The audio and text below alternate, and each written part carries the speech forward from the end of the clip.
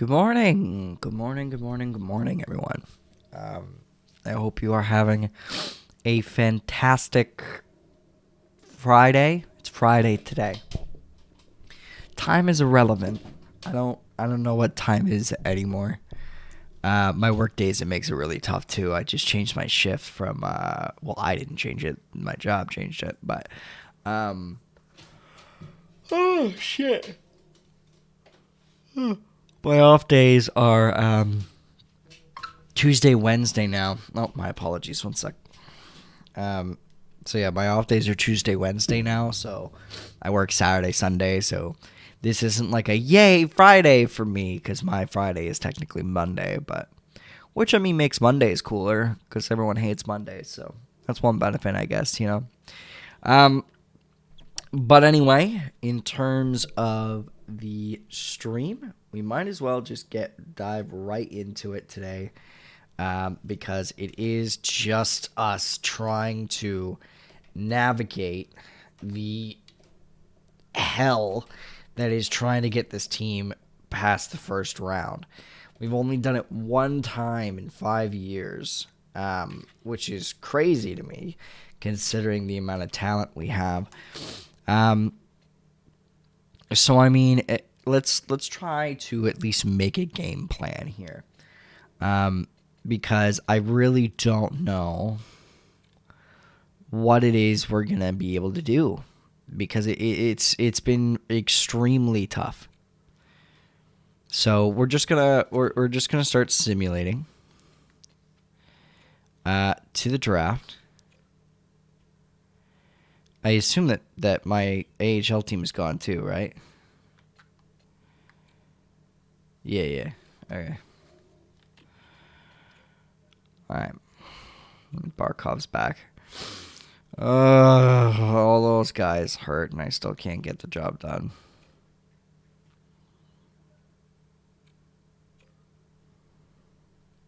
So sad, man. We had such a good team this year.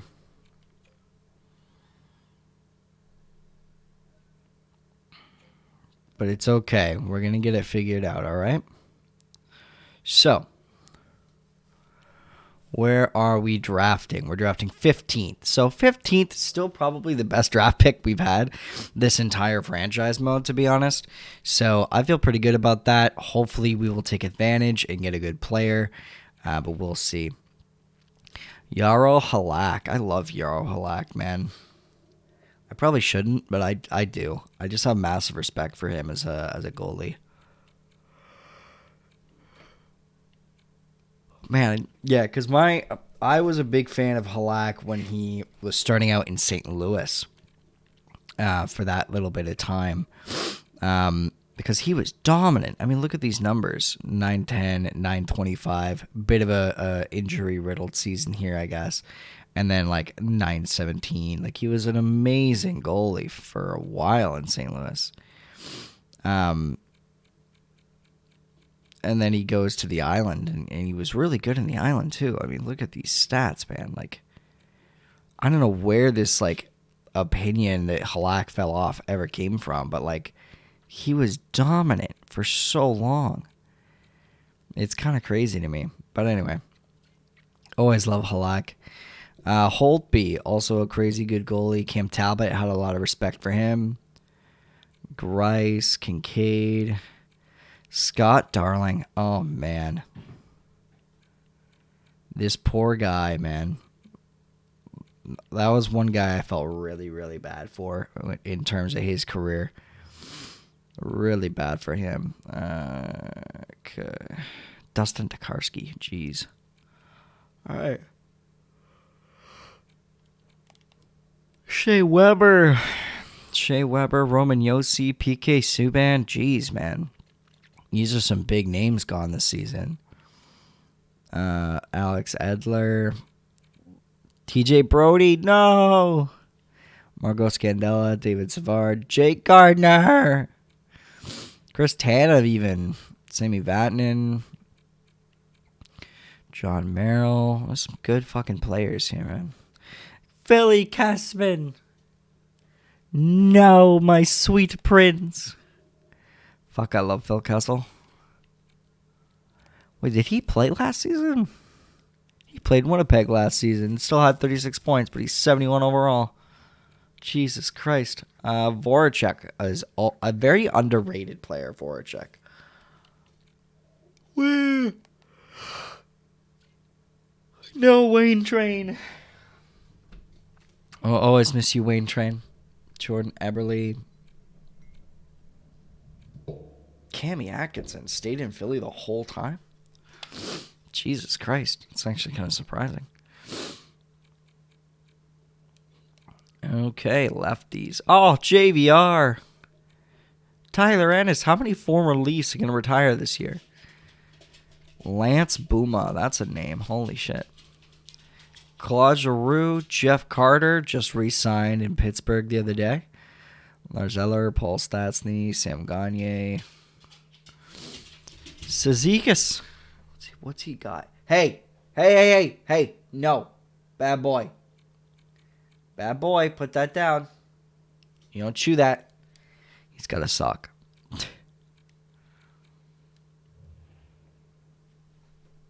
No, Morty. Hey. No. You have... Okay, give me a sec, guys. Sorry, Casper. Look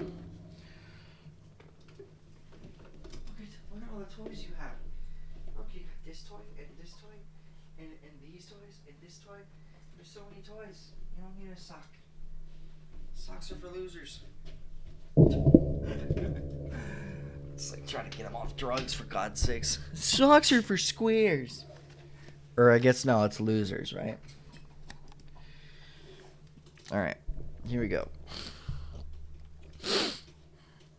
Okay. The NHL entry draft. I am actually excited about this year because we do have a high pick, 15th overall. I don't even know how many draft picks we have going in. But I know we have 15th, so I'm happy about that. 1, 2, 2/3. 1, 2, 3, 4, 5. 5/4. Jesus.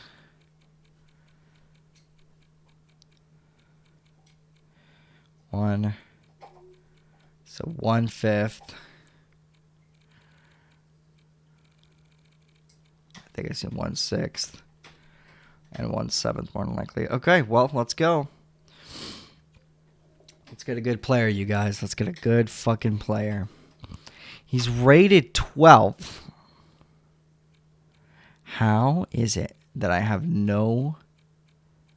absolutely no scout recommendations for this? All right, we're going to go essential scouting. Top 4, 69 overall. Hell yes. I love that for us. Okay.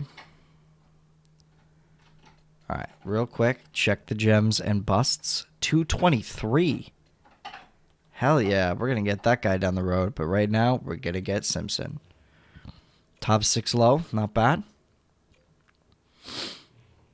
3rd round, 10th overall.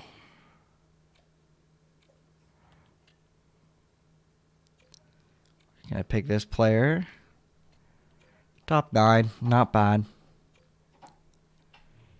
The 100th pick. They're recommending Lopes. We're gonna take Lopes.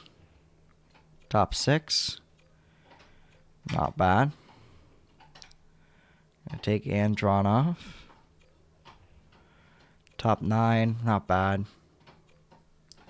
At least I haven't had like an outwardly bad player yet. Marsh. Low top 9. That's not great.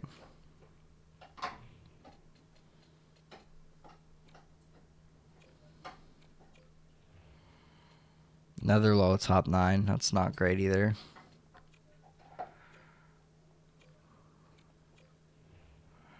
Another low top 9. God damn it.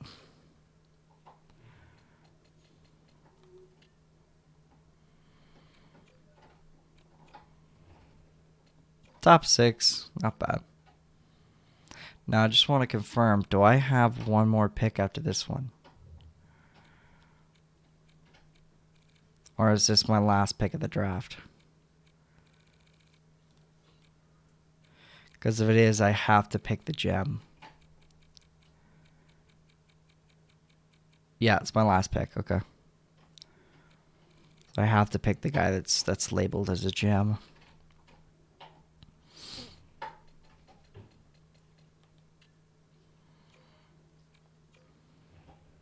Elite low. That's it, baby. Okay, so how many? 1, 2, 3, 4, 5, 6, 7, 8, 9, 10. Perfect 10. Nice and easy. What year is this? 2026. Okay.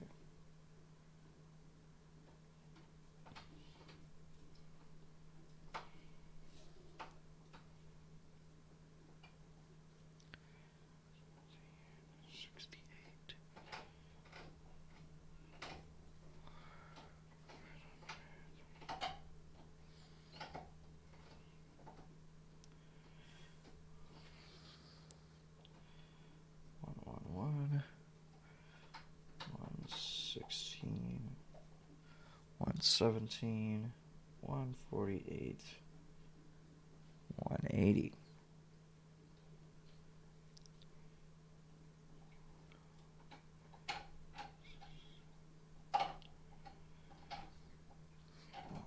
The guy's name is Lampman? Hell yeah.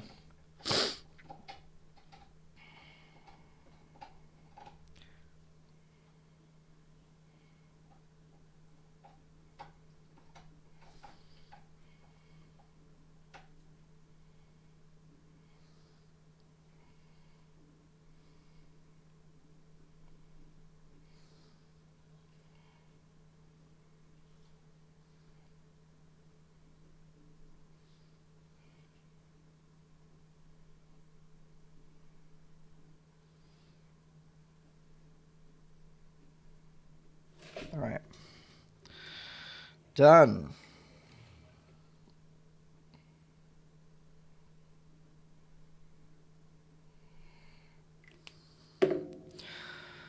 Okay, let's take a look at the coaching staff. Everyone seems to be signed up.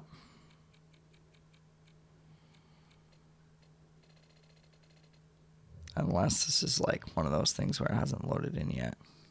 Yeah, okay, it hadn't loaded in yet. Fuck. Okay, he wants to say associate. Good. Nope.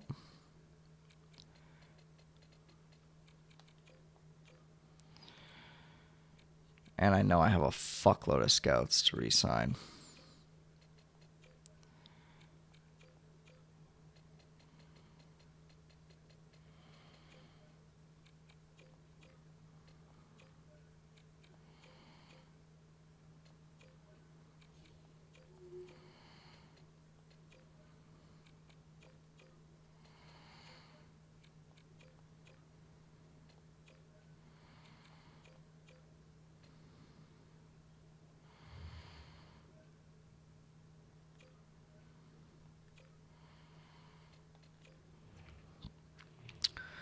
All right, $4.8 million in cap space. Who do we need to re-sign? Joseph Woll is gone. You served me well, my dude.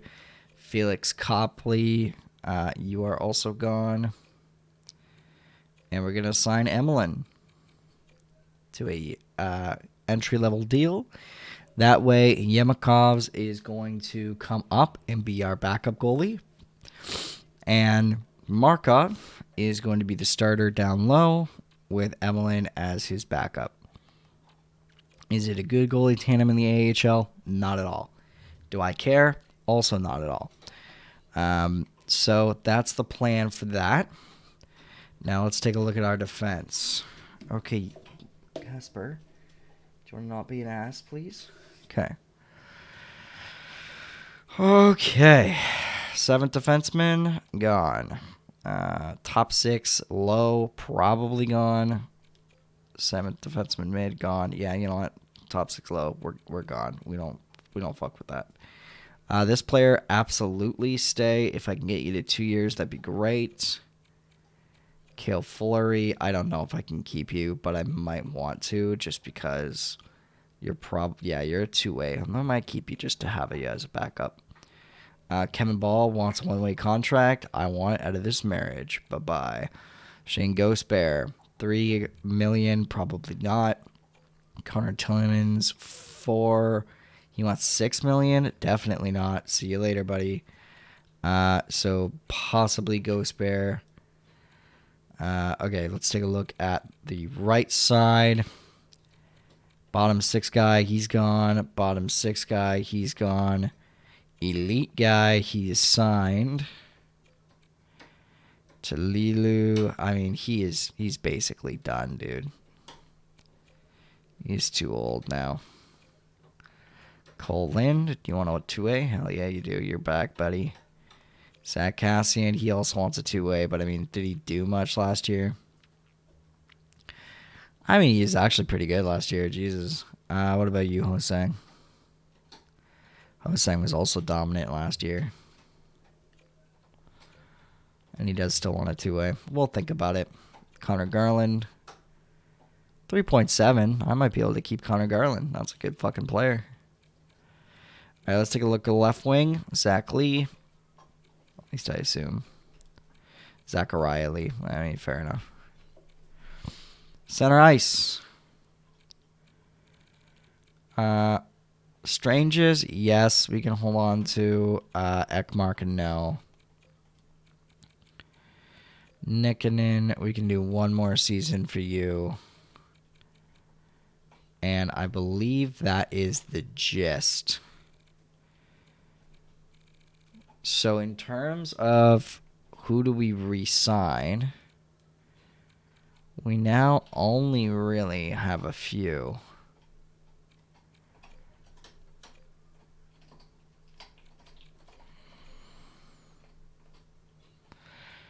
All right, let's just check here. 1, 2, 3, 4. And then we'll count these two as like spares. And 1, 2, 3. We could still use. I don't think we need Cassian though. Okay, get rid of Cassian. So it's basically Connor Garland or Ghost Bear.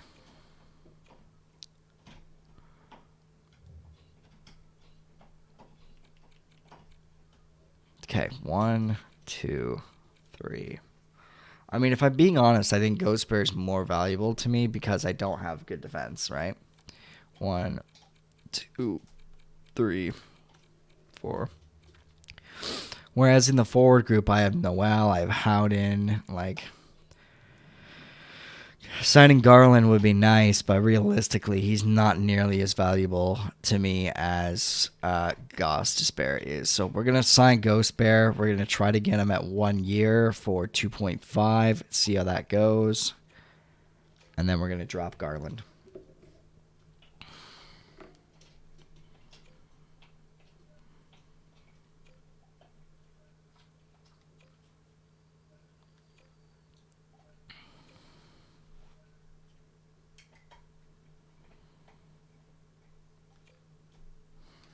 Okay.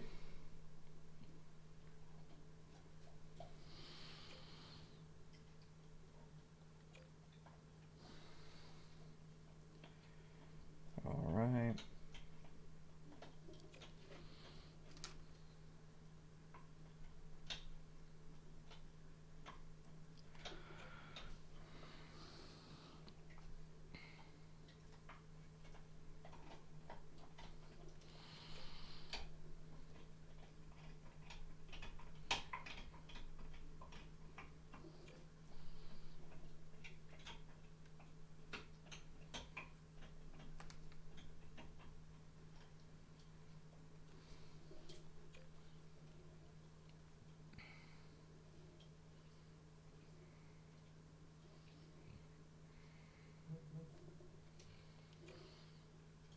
Okay.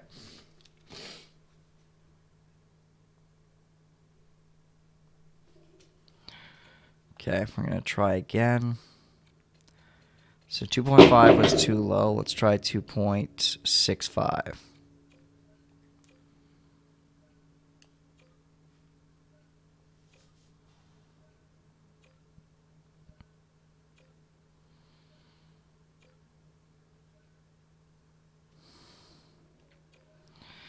Okay, doesn't want that either.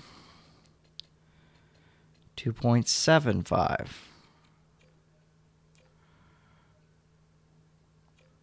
Wow, okay. 2.85. There we go. Okay, that was his number, I guess. All right.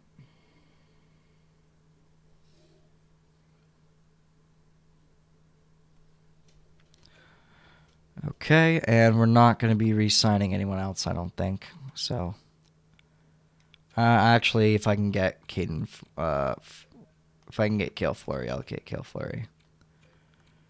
But host saying we're going to release, and so is Connor Garland. They are both gone. Okay, so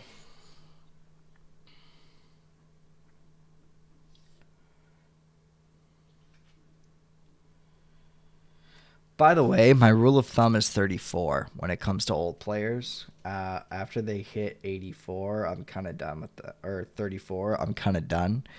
And I try to stay away from.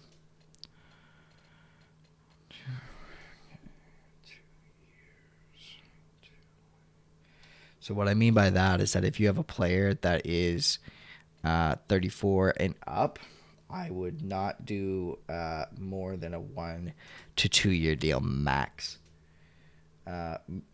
Basically, unless they're superstars. If they're superstars, that's different.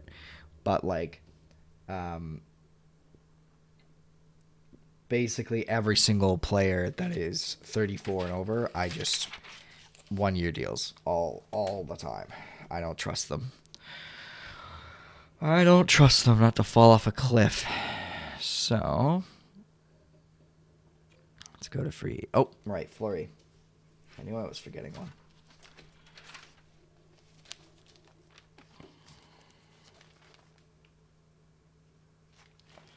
Let's put it down.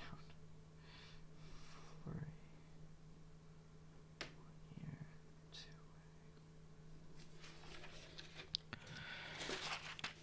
2. Okay.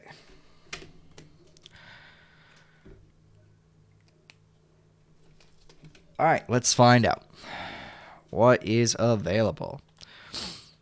First off, let's find out what we need, right? Always got to do that first. Find out what you need.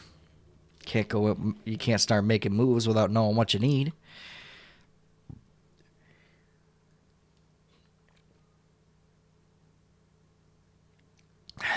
So, I feel good with our goalie situation. One. Ooh, Uyghur's starting to fall off. Is this due to... Yeah, okay. It's partially due to individual performance. I might want to deal him this year, though, which means we're going to have to find a new defenseman. So 1, 2, 3. I could sign one more D-man in replacement of Fleury or even Havlid, but I definitely don't... Well, maybe not. 1, 2, 3... Yeah, okay, we definitely don't need another defenseman on the two-way side, but depends on what's available. I might go with another D-man. 1, 2, 3, 4. I don't need a forward. 1, 2. I could use 1 or 2 on the two-way side, though. Okay, so realistically, look for a defenseman and two-way forwards, and that's basically it. But as always, the first thing we do is take a look and see if there's anyone that is a UFA that has high potential that we can take advantage of. So if we can find any good examples of this, Connor Zary, right there. That's a decent example. Okay.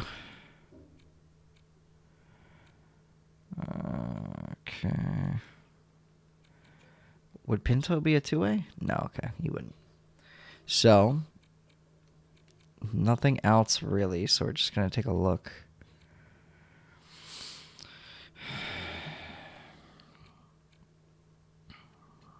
There's no way he's a UFA. Oh my god, this player's a UFA. Yep, okay. Gonna try to get you. So that's probably going to be the one guy that we actually sign for real, but I wouldn't have gone for him except he's young. He's young as hell. So why not keep a player like that that's young? Okay. Is there any goalies worth getting? Who's this young guy? Elite low. I ain't no reason not to sign him. Okay. Any other good young defensemen? Hi, Hinola. Hope you have a good team. Sign you. I miss you. I miss you. I miss me. Okay. This ratty fella. He is a RFA, so there's no way in hell I want to sign him, but...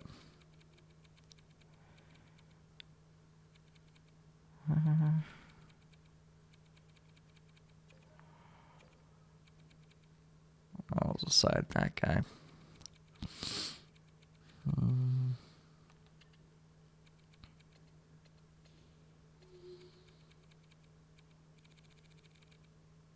Did that just say Morgan Frost?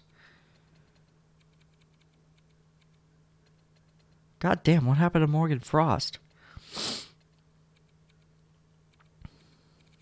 You should be way better than that.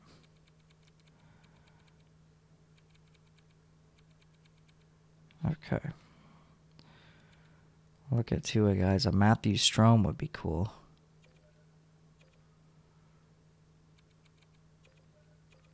If he's 80 overall, you might as well pick him up, right? Okay. My coaching staff is good now, right? Yeah, no complaints. I try to get a goalie coach.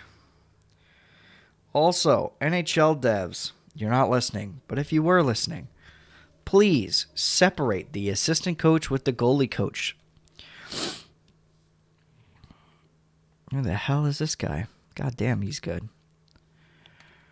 Would he even be a good team fit? Kind of. I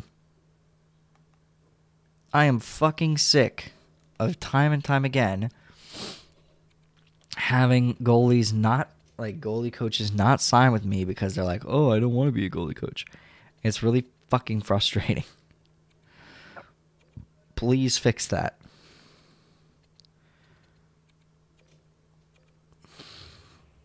Just separate the two. Make it easier on us. There's no reason to make it more complex. Other than you just kind of wanted to. Okay. Looks like we got the decent elite goalie.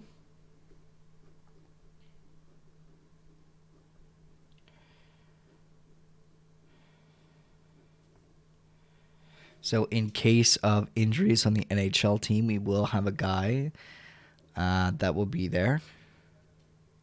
Yes. Our quote-unquote big fish. Braden Schneider is signed, and Strome signed as well.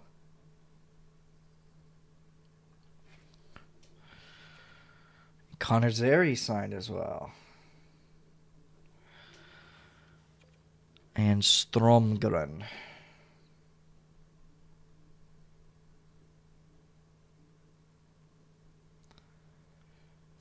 Okay.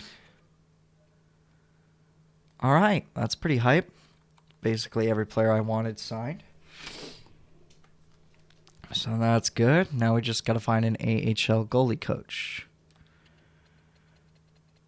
that's good at teaching.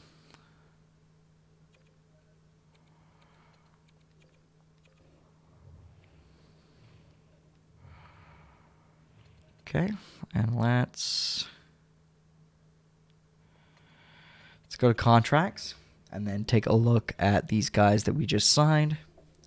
Write them down.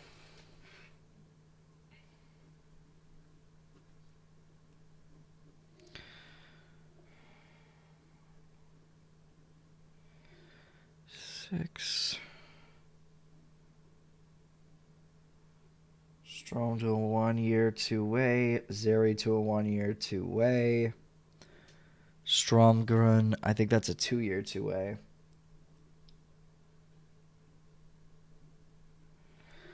And then we have Curry, which I think is an ELC. Yeah, it's an ELC. Okay, cool. So let's take a look here.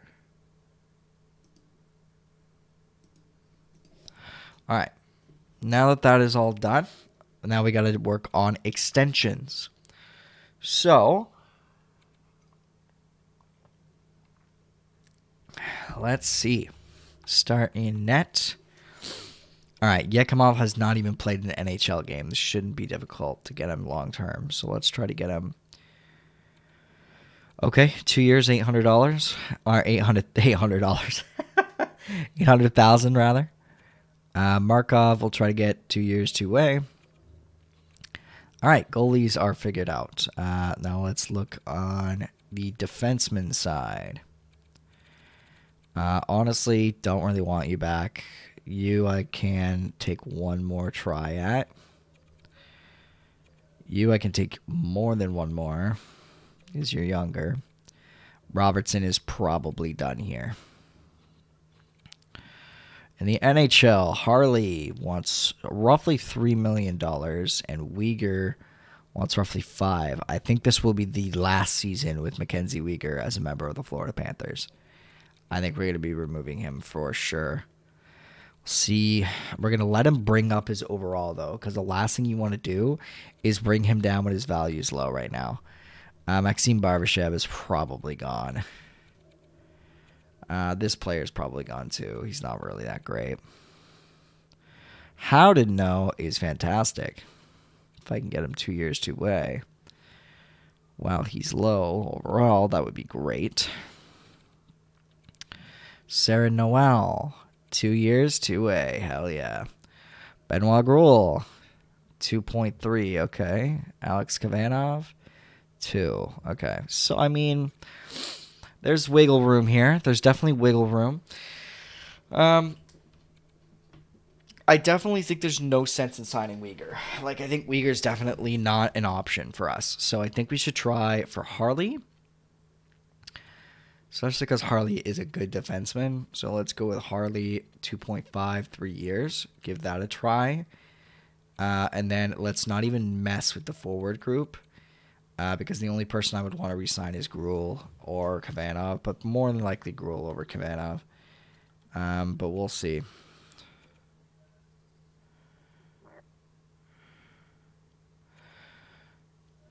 Come on, man. Honestly, goalie coaches signing is so annoying. Okay. Okay.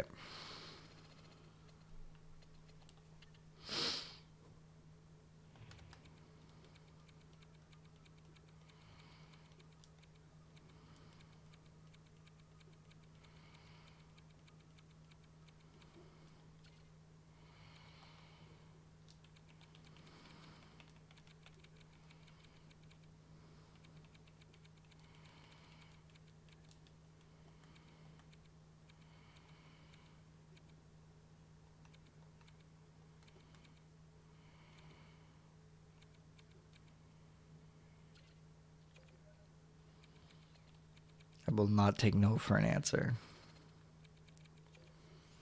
Just max the shit out of the money on the guy. Okay. There we go. And there we go.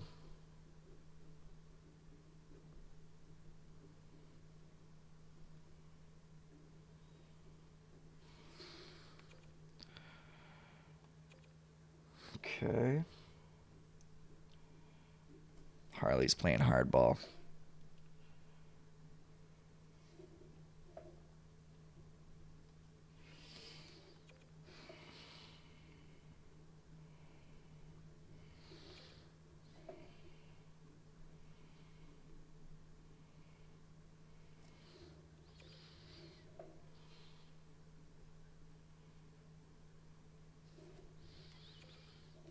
Okay. A lot of good news in that regard.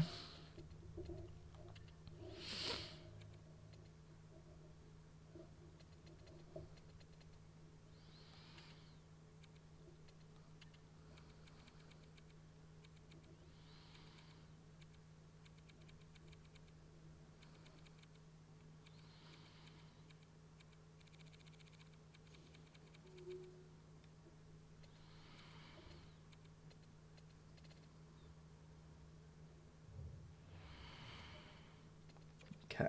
Let's give... We have to go to Harley again.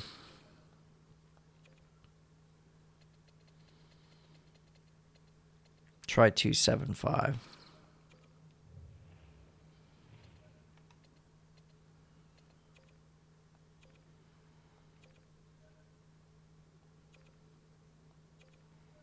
There we go.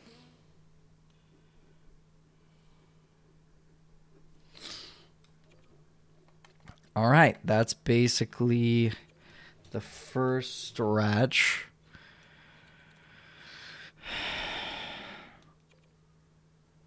We still have 8 million to work with here.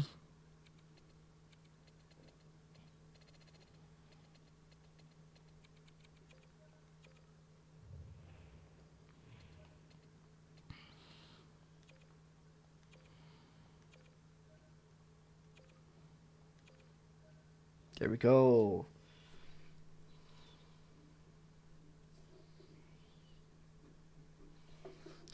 Now I'm going to leave Kavanagh because I want to try to trade him. But this does leave quite a lot of money on the table, right? 6.5. If I could trade Kavanagh, I will. So there's a few players I'd like to move on from. Even Uyghur. If I can move on from Uyghur, like what is his trade value right now? It's got to be low, right?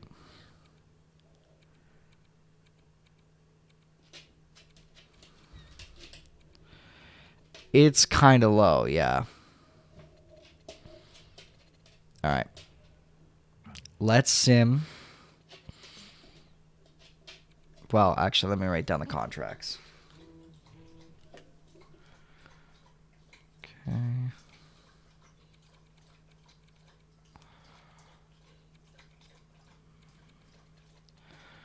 Well, 2 more years, 2-way.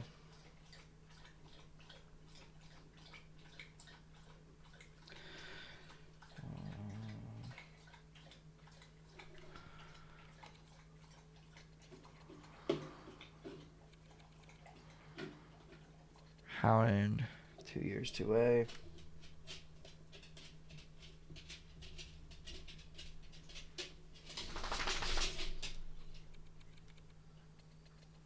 Oof. 1 year, 1-way.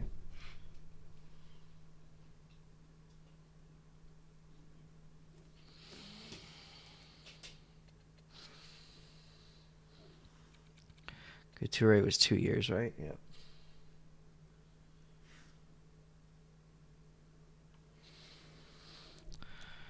And then Harley with the main group, 1, 2, 3.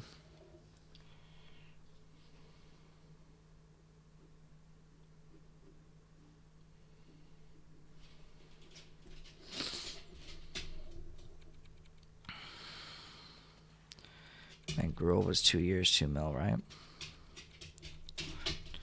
Yep.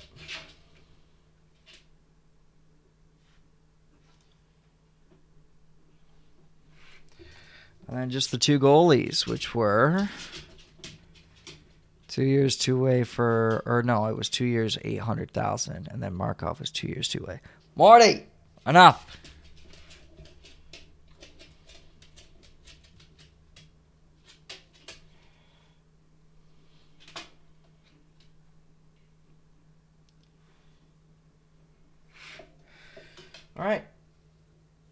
we are ready for the season.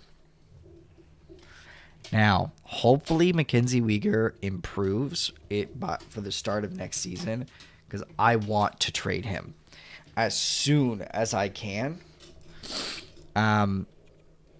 If not right away, then I'll have to wait till the deadline. But I either trade him now or I trade him at the deadline.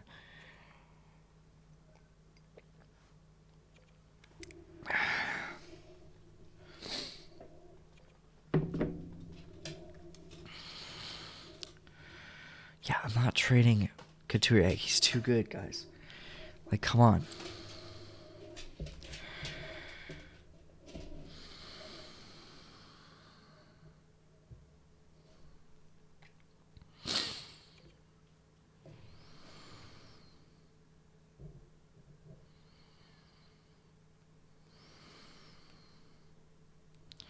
Okay.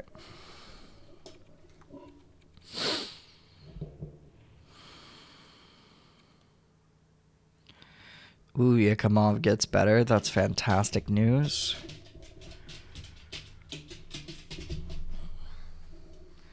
One, two, three.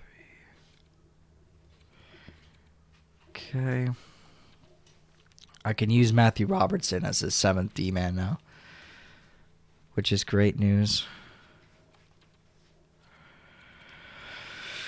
Okay, he finally gets good enough to do 1, 2, 3, 4. Not bad. I like our defensive group.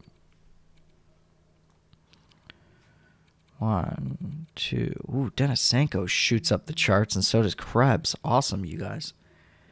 1, 2, 3, 4. Noel and Strome. Yeah, okay. Noel's good now. He's old enough now that I can use him as a 7th guy.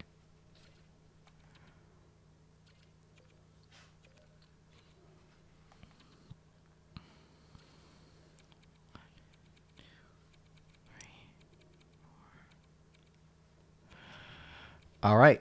I really like this lineup, you guys. I think this is really good. Howden will probably be good enough to be brought up mid-season. You got guys like Matthew Strome in case shit hits the fan, Cole Lind, even Connor Zary, is good enough to come up. And then, oh wow, defensively the chemistry is dog shit, but good players. Havlin being 79 at age 22 is pretty great. I feel pretty good about this AHL team. In the NHL, let's see. Who do I want? Scratch. Definitely not Sean Monahan. I think it'll be Monahan over Noel. Okay, let's look. Who's going to be the best fit? It's Barkov still. Okay, Stützle, McKinnon, Barkov. And then the second line, maybe we put Krebs here, Denisenko here. There we go. Denisenko, Krebs, and Tippett. Now I sort of... Ooh, shit. Yes, there we go. Chemistry. So Kavanagh, Lundell, and Raymond with Gruel, Sordif, and Monahan. Defensively, we've got Ekblad and Weegar, Ghost Bear, and Bernard Docker with Harley and Schneider. Now we have the same problem that we always have. People are just not good on this bottom pair. But it looks like it's just Harley's fault. So I think Ghost Bear is fine to be there, and Schneider will be fine too. Okay. This is fantastic news. I feel great about this. Okay.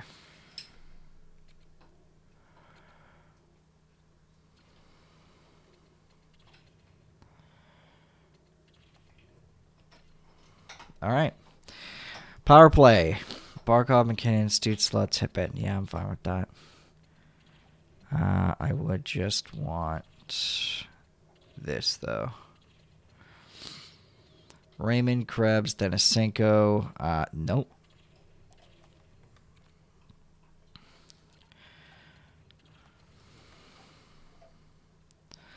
I prefer Ghost here, and you get replaced by a forward, Lucas Raymond. Never mind, Lucas Raymond was already there, so...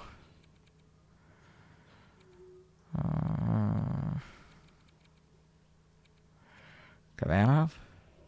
Oh, that didn't work. I have Denisenko here, right? Yeah, Denisenko, Krebs, Raymond, Ekblad, Tippett. Okay. So, Lundell? Yeah, we'll get Lundell.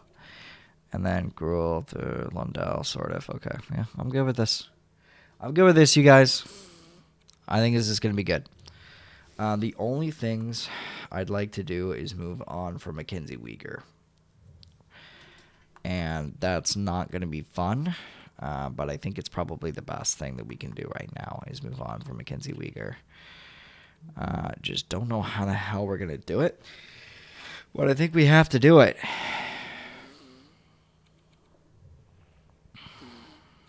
Because I don't think he's good enough to maintain.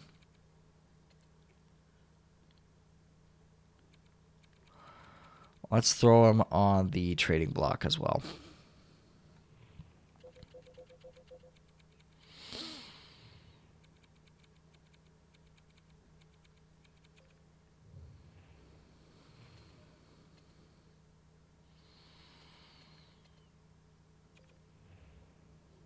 Okay, I think we are going to... I'm going to sim to Boston, get ready for the first round of the first round of games that we're going to sim. However, I'm going to go get a coffee first. I will be right back.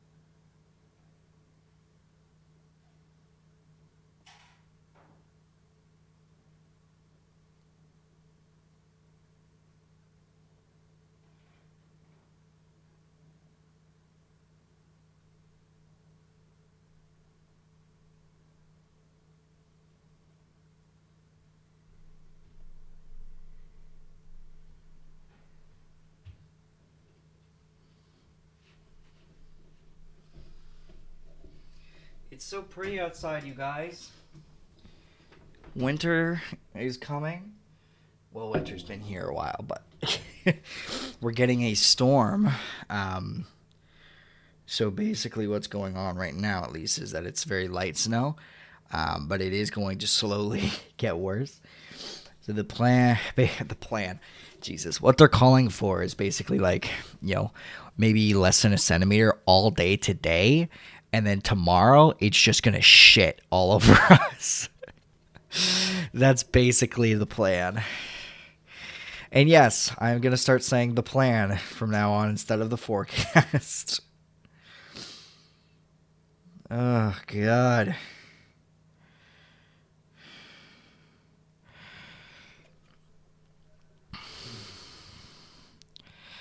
Let me take a look at the forecast again. Because they're calling, okay, it says 15 to 40 centimeters of snow, which is a crazy amount of snow, man. Like, that's a butt ton. And if we look here, yeah, so, like, I'm just going to go. This might be annoying, and I'm sorry. Hey, man, good morning. Are you in Toronto? No, I'm actually out in New Brunswick. But good morning to you as well, my dude. And yeah, so this is the forecast. We're basically every single right now is supposed to be the most that we get today, according to the Weather Network app, where it's 0.4 centimeters, but it stays like that all day. 0.4, 0.4, 0.3, 0.2, 0.1, roughly that whole thing. And then it doesn't stop until 5 a.m. tomorrow. And then 5 to 6, it's clear. And then after that, it starts up again at 7. And it just slowly gets shittier as the day goes on. So listen to this. 7 a.m., 0.1, 0.1, 0.2. This is each day, or each hour, okay? 0.5, 0.7, 1.2, 1.8, 3.3, 3.8, 3.7, 2.7, 2.3, 1.9, 1.2. And then it kind of is roughly a little under 1 centimeter an hour after that. But that's going to be a buttload of snow. And the best part is, it's right during work hours. So, not saying I hope the power goes out, but I hope the power goes out. That would be pretty fucking cool. All right, so in terms of what we've done, by the way, Thrust, because you haven't been here for the start, I'll explain our changes. Basically, there's not really a lot to write home about. We did get a good draft pick. We got 15th overall, so that's great. With all the snow talk. No. Just out in New Brunswick, so 15 to 40 centimeters out here, but yeah. Goalie-wise, Yakimov, the guy that we drafted in 2022, has finally made it as our backup goalie. In the AHL, we just have a few draft picks that we've had over the years as our backup, and we ended up signing this Daryl Curry guy, who's in Elite Low as a free agent. In terms of the actual lines, Stützle, McKinnon, Barkov, Denisenko, who's gotten better, Krebs, who's gotten better, and Tippett, Kavanagh, who's improved, Lundell, and Raymond, with Gruel, Sordiff, and Monahan. So not really any big changes. Uyghur is our newest target to be traded. He is the guy that we're going to move on from. Okay, get out of there. Leave her alone. Leave her alone. Okay, leave her alone. She doesn't want to play with you. All right, leave her alone. All right, leave her alone. So Uyghur's the guy that we're about to move on from. The only other guy that we signed up was Braden Schneider, as he is a top 4 defenseman, mid potential, 80 overall, and we got him for a 2-year contract at 1.6 in free agency. So I was really happy with that move. Extension-wise, there's no one that signed a big extension, just a little one in Thomas Harley. We got him 3 more seasons at 2.75, which is good. And outside of that, 2 years, $2 million for Benoit Gruel here, and I might re-sign Kavanagh as well. But outside of that, we're basically good. Not a lot of changes. We just need to move on from Mackenzie Uyghur at some point here in the next few. Some point here, and I'm gonna probably wait till the deadline. Just because if I wait till the deadline, I might be able to get more value. But we're gonna see. Yeah, no, I feel good about it. A lot of times, I mean, hey, let's take a page out of the Tampa Bay Lightning's book. Sometimes you just gotta stay pat. Kavanagh. Here we go. 2 years.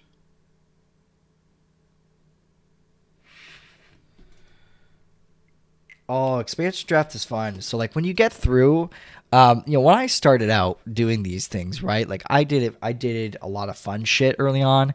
So, I always recommend doing like one fantasy draft, a fantasy draft franchise mode. I recommend doing a no salary cap franchise mode. Like, those things are really, really fun. There's just no way around it. They're fun as hell.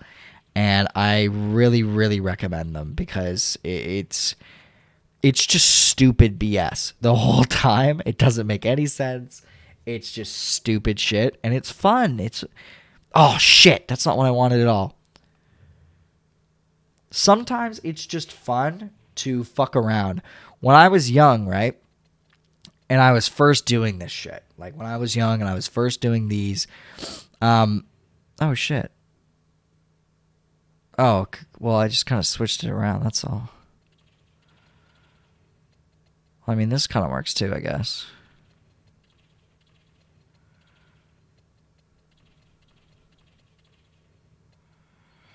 Is that that is the better way to do it. Okay, well, hey, NHL knows better than me. Okay, Denisenko, Stützle, Tippett, Lundell, Krebs, Monahan.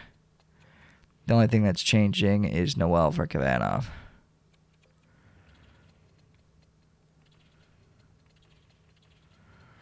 There we go.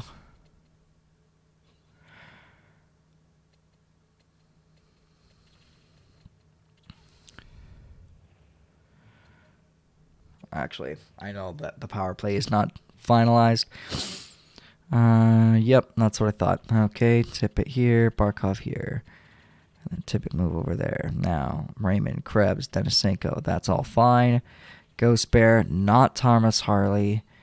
And instead we put Anton Lundell. Done. All right. Yeah, no, when I was a kid, I was like, man, fuck this salary cap. This is bullshit. So I just never did salary cap for any of my GMs. And I had a lot of fun. But nowadays, it's like that's half of the fun for me is trying to get under the cap and stay under the cap. So, I think it makes it way more interesting now having that cap. Maybe one day we'll do a no cap run, Because, this is all I have planned for streams. Maybe down the line, I'm getting back into Apex Legends, so maybe I'll play that on stream one day.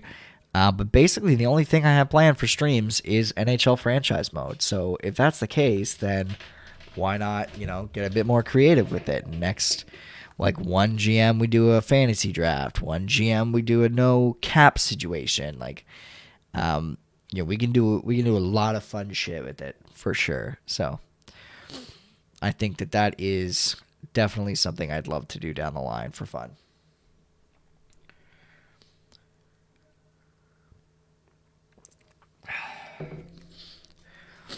I'm just so sad that this one's not working out as well as my other one, though. Like, my Leafs GM is like a 10 out of 10, just dominating. Very difficult not having a bunch of trade value to move like Toronto. Yeah, so, like, Toronto does have a lot of trade value. You just have to find it. So, like, the thing with my Toronto GM that I really utilized was, like, the one thing I found out a lot in this game is that the trade values are just naturally super low. Like, if you go to some of the older games, most of the trade values you'll see the highest is this, and then it just slowly goes down the less value you get. Whereas this game, the only people that are full trade value are the superstars. The super mega ultra holy shit dicks, these guys are good kind of players, right? So Matthews, Crosby, all these superstars have those super high trade values, and everyone else is nothing. Pennies, right? So that's the thing that's really interesting about this game is that they make it so your the guys that the franchise guys. So they make it so everyone has a small amount of trade value, and that makes it more interesting, actually, in a lot of cases. The other thing, too, is that they were smart, and they did this like 2 games ago, this move, but they made the draft picks very similar in the sense that a first round is like this, but a second round is like way lower, right? And because that's honest, right? Whereas in the older games, they were, again, relatively first, second, third, fourth, fifth. And it was pretty bad. Speaking of pretty bad, what the fuck is going on? We're 8-12. What the hell is the problem? Are we just not scoring goals? Oh, well, Spencer Knight can't stop a beach ball. Holy fuck. 880? Ooh. Okay, no. Cats, get out of here. Honestly. Holy fuck, dude. There's 2 of them up on this desk. I don't have the space for this, you guys. Fuck you people. Honestly. My dog is down on at my chair, so I can't even move it. Get down. I can't see the chat. Lie down. There. Now I can see the chat. Thank you. Jesus Christ. These fucking animals, dude. Never get an animal. Or maybe just don't get 4 of them. Fuck. All right. I'm slowly realizing as the years go on that I'm not meant to have kids. Does anyone else would like have that realization? I mean, I don't know if anyone has kids here, but like I slowly was like, yeah, no, I could totally have kids. And then I'm like, God damn it, Ellie, you're on the desk and that annoys me. And I'm like, okay, well, maybe I shouldn't have kids. Because when a cat it being in your space annoys you, a kid's not going to be much different, my dude. It's probably going to be worse. Because at least the cat's not crying. I mean, to be honest, she can be a bit yappy, can't you? Yeah, you can be a bit yappy. Oh, God. The worst one is him, though. You can't see him right now. I'll show you him in a second. See, I like this player, but, like, there's no need for him. So he sits right on the mouse pad. And because of that, it when I'm playing, like, shooters and stuff, he'll get in the way of the mouse a lot. So I get really fucking frustrated with that. But, yeah. I get unreasonably angry at inanimate objects, like stubbing your toe on them. Oh, 100%, dude. I'm the exact same way. Lundell and Tippett both out. Shit, gotta bring someone up.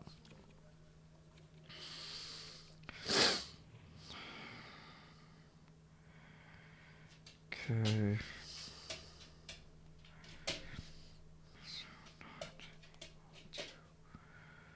Watch snap.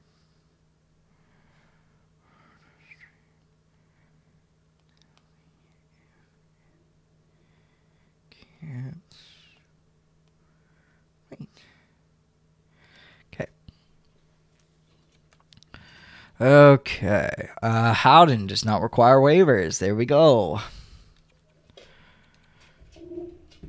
I'm the exact same way. I get angry at a lot of things, though. I'm an angry person overall, to be honest.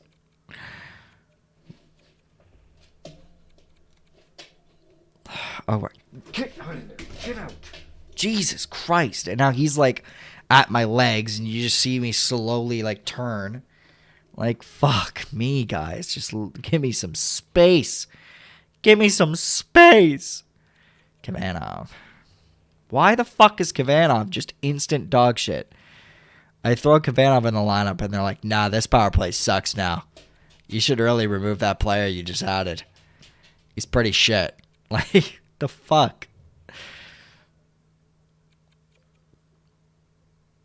All right. Well, at least we're coming back. We're above 500 now. Oh my god! Really? The guy that came in to so far. No, okay, that's not true. Because Sarah Noel. I was gonna say the guy that comes in has been the one to get hurt, but that's not true because Noel is fine. But that second line right wing has been hurt three games in a row now. Every single player I have is on waivers if I bring them up. Cole Lind, you're the least important. So frustrating, dude.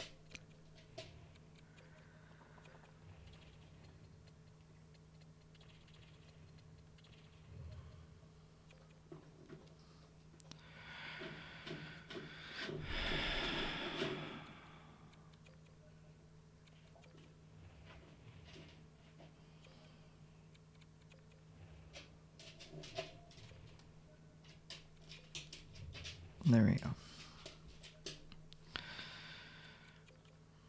Okay. Oh my god, shut up. Ooh, a defenseman. No, he's terrible. Okay.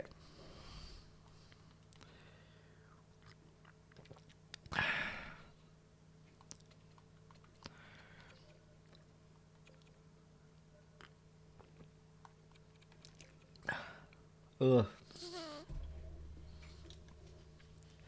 Oh, Lundell is back. Thank God.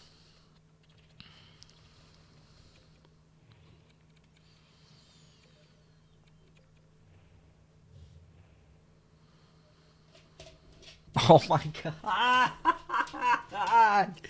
Come on. I literally cannot get over the injuries, dude. When you have to bring up 2 players from your AHL, that's when, like, shit has hit the fan, you know? Eligible to be dressed, but does that mean they're eligible to play? Because I don't care unless they're eligible to play. Yes, okay. In this case, it's 1 replacement, though, so, like, whatever.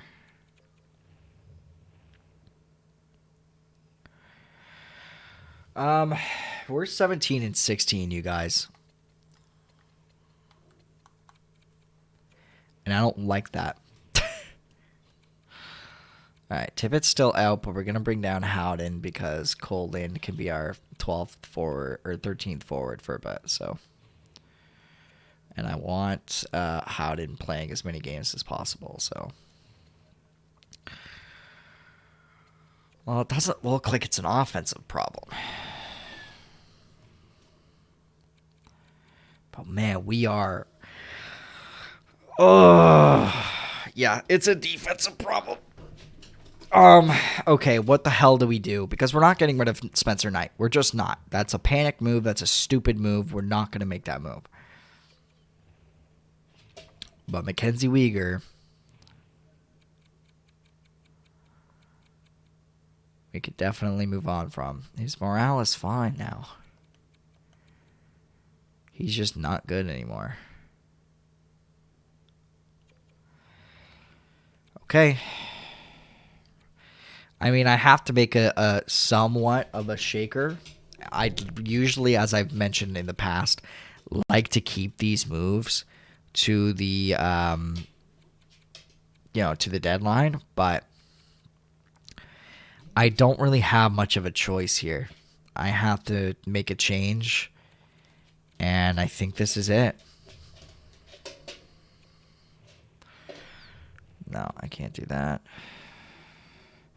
That being said, I can retain on him. I'd prefer not to, though, because then I might be able to get more at the deadline. So if I don't have to retain, I won't retain.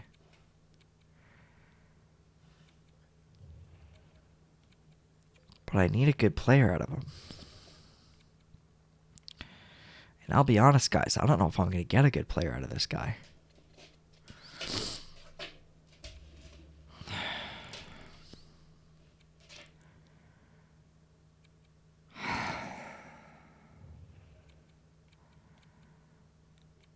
This is going to be really hard.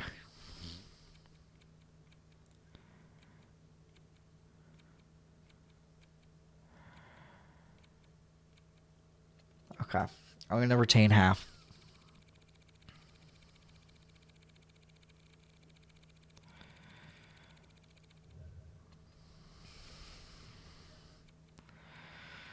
Now, a lot of teams can have him.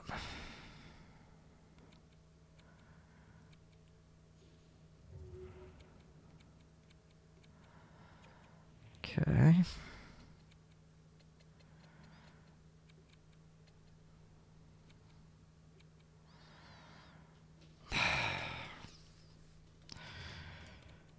This is just really tough, man, because, like, how am I going to get good value out of a player like this?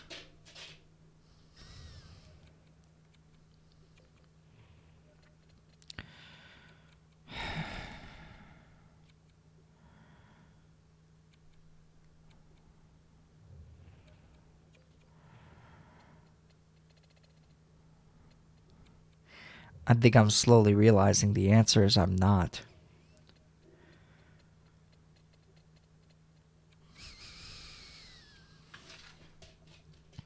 Do I get a guy like Hronek?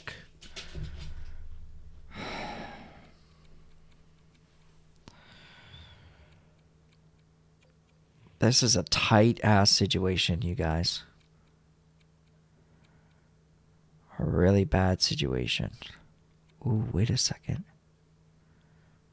Wait a second.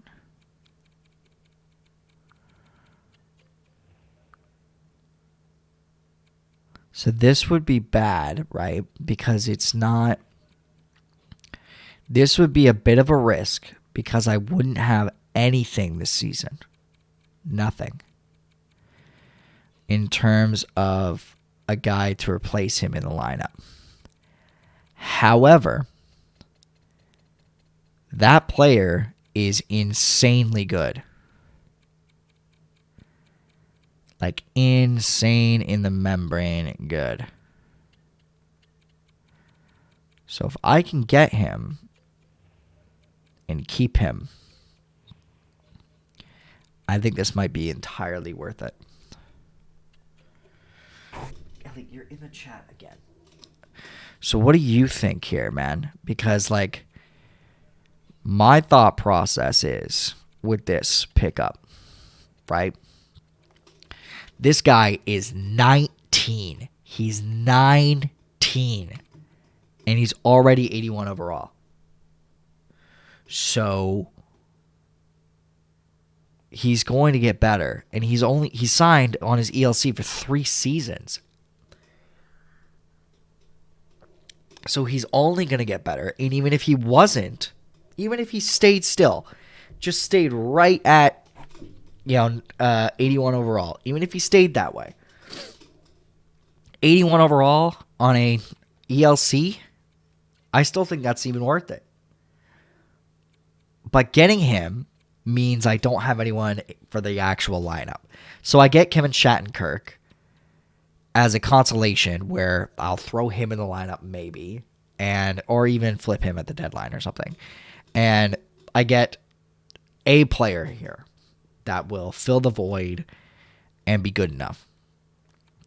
And then 2/3 because that kind of evens it out. I'm not going to get the 2/3, but I'll try to get the 2/3. So let's try this because I think if I can pull this off, this is a steal. Like this player is really good, and he is really cheap for what he is. So if I can take him away from LA, this will be huge for me. How would this put him in a situation like that, though?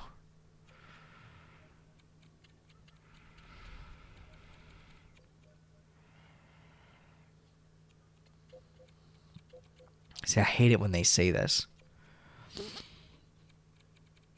Because I don't know what to do to fix that. Take on another player? Like, is that what you want? You want me to take on another defenseman? Because I will.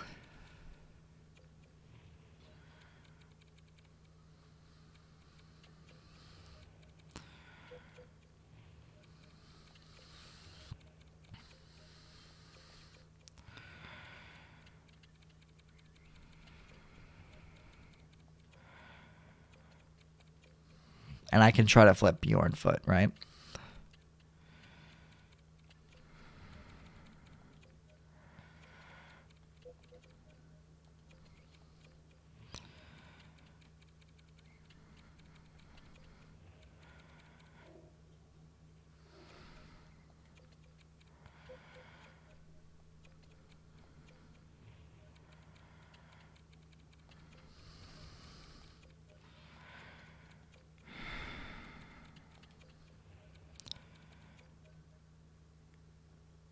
No, you wouldn't, though. You're giving me 2 defensemen, and you're getting 1 back. What are you talking about?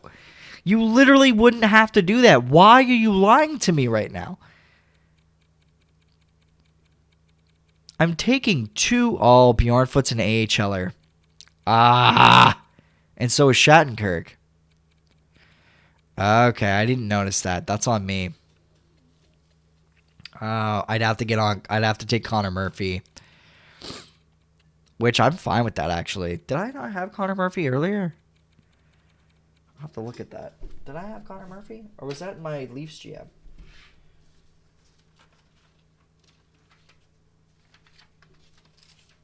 I think that's in my Leafs GM.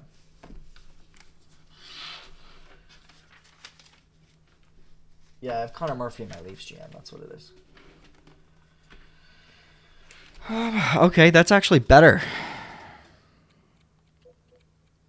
If I get Connor Murphy Honestly, just fuck Shattenkirk. Just give me Connor Murphy. I don't even give a shit about Shattenkirk. I just wanted him to get a defenseman back, you know?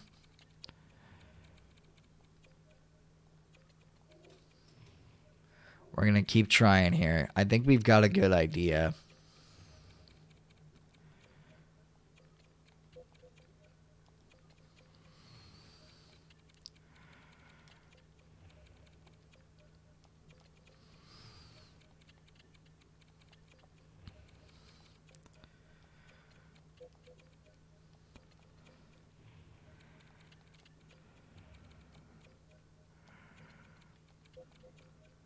There we go.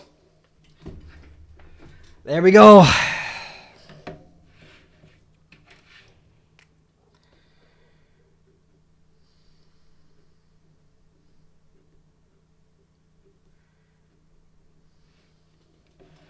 Searching and working towards a deal. Yeah, no, I completely agree with you on that. It is also one of my favorite parts of the game.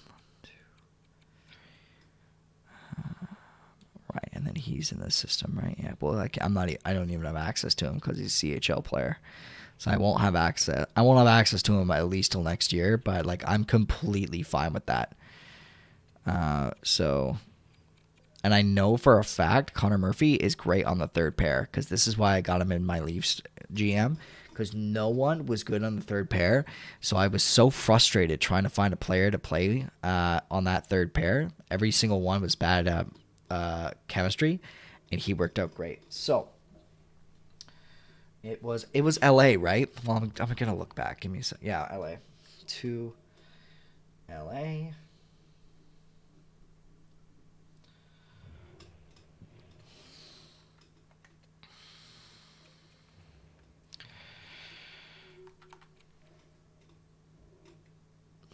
Mackenzie Weegar.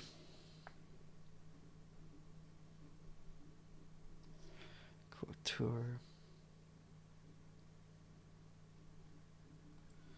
So 2 reasons why I love this trade. 1, I get a phenomenal player that's going to be better than Mackenzie Weegar next season. 2, I frankly save money, I'm pretty sure. 3, I get Connor Murphy, who can still play in my lineup.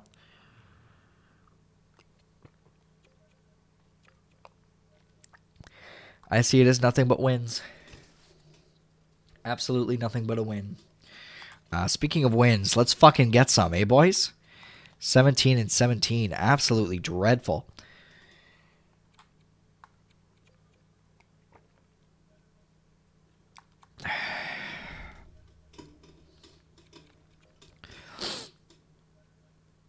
Hey, Tippett's back. Now we're finally going to have all chemistry lineups again. Zach Whitecloud. No. He's probably better than 78. I'm more concerned about the money than the player.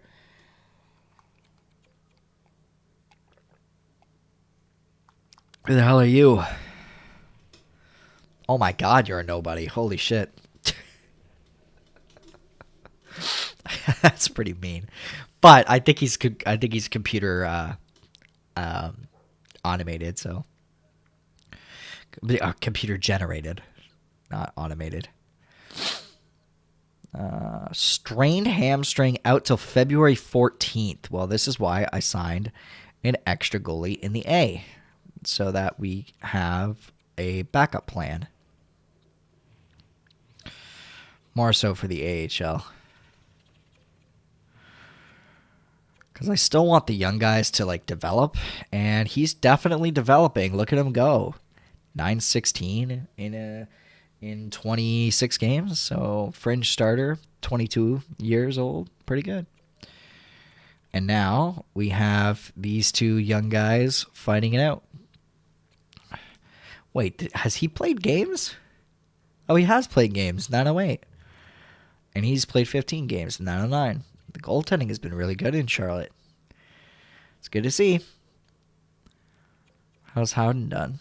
29 points in 34 games, like a Chad. All right. How are we doing? We're definitely doing better. we're 26-20 now, so that's definitely a big improvement. I can't believe we haven't had a single overtime loss. That's kind of hilarious, actually. Okay, so right now we are in a wild card spot. We're actually like 4 points up on a wild card spot, which is really exciting to see. But we are for 6 points back of the division spot, so that's not optimal, but better than nothing. And we're heading into February now. Oli Mata. That's another player that's really good for the bottom pair. But anyway. All right, let's see how this month goes. Not off to a good start, but that's okay. All right, Yakimov is back. Is he... okay, yeah, he's just like... He's healthy hurt, So we send down Cole Lind. Okay. I don't want to jinx it, but I have not had a single player get claimed on waivers yet, so that's pretty awesome. Just saying. There he is, fully healed.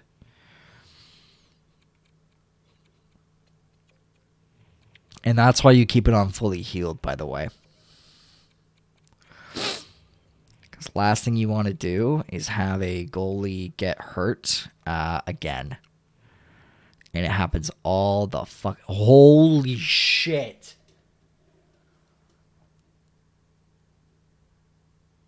What's more shocking? His insanely bad save percentage. 859.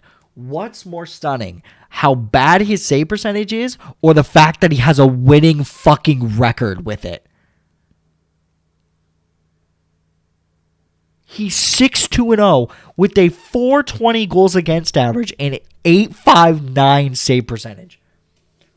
Oh my fucking god. This guy would have analytics people losing their fucking minds in real life. Holy shit, dude. That is the craziest statistic I've ever seen in my life. A 6-2 record with an 859.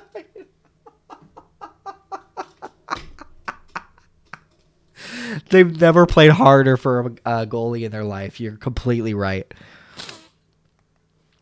And Knight has found it. He's 904 now, which is roughly his average. So he's found it again. And that's why we're winning games, by the way, is that Spencer Knight finally fucking woke up. Ooh, I know this is a good defenseman, actually. He's really good. 85, that's what I thought. This is actually a decent replacement for Mackenzie Weegar.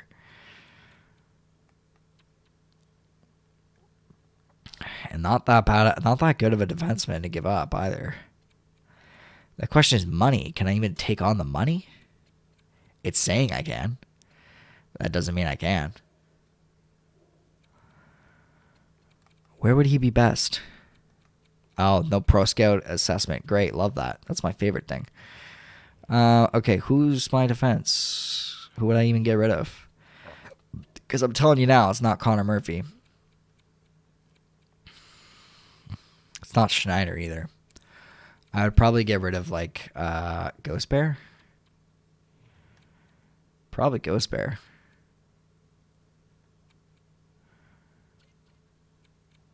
Because I'm obviously not getting rid of Ekblad. Bernard Docker is one of my better defensemen. And he's on a good contract. I don't know, man.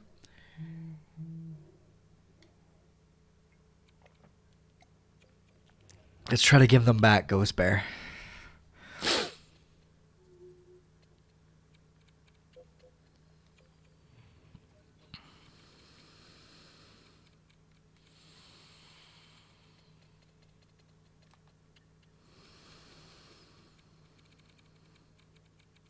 Man, this team is just shedding players, by the way. Okay. Who's just like a guy?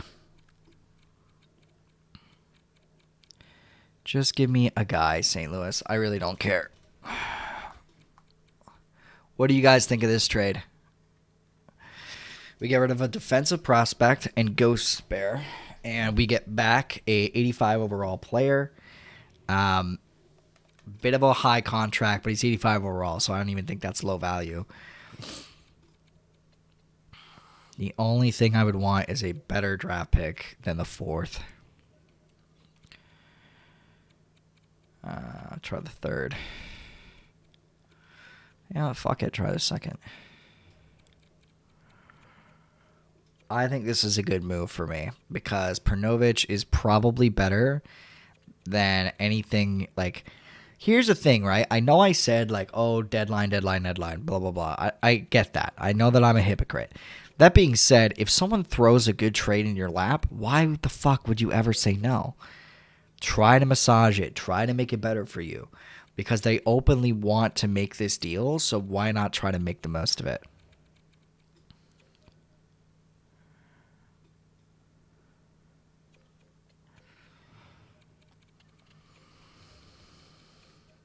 There we go. Deal is done. Now we have a actual defenseman to replace Mackenzie Weegar. I hope he actually fits well.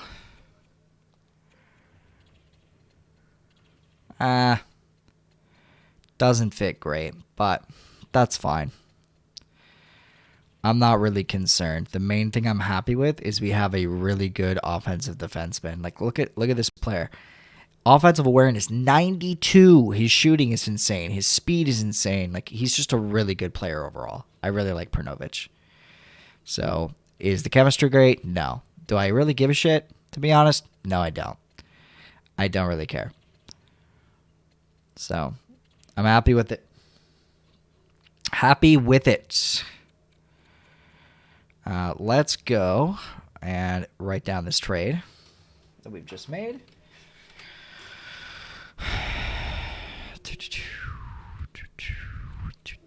So we moved Gomez.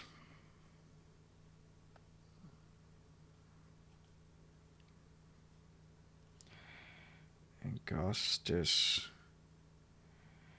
be here. What else did we move? It was a 2nd and 3rd, right? 2nd and 3rd to St. Louis for Perunovic, Gibson. And what were the 2 others? Just 2 draft picks?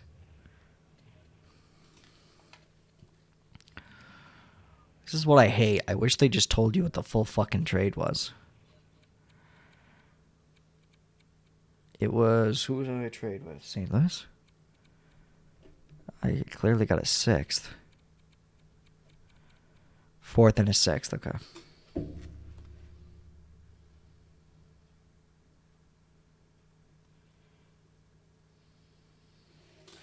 Okay.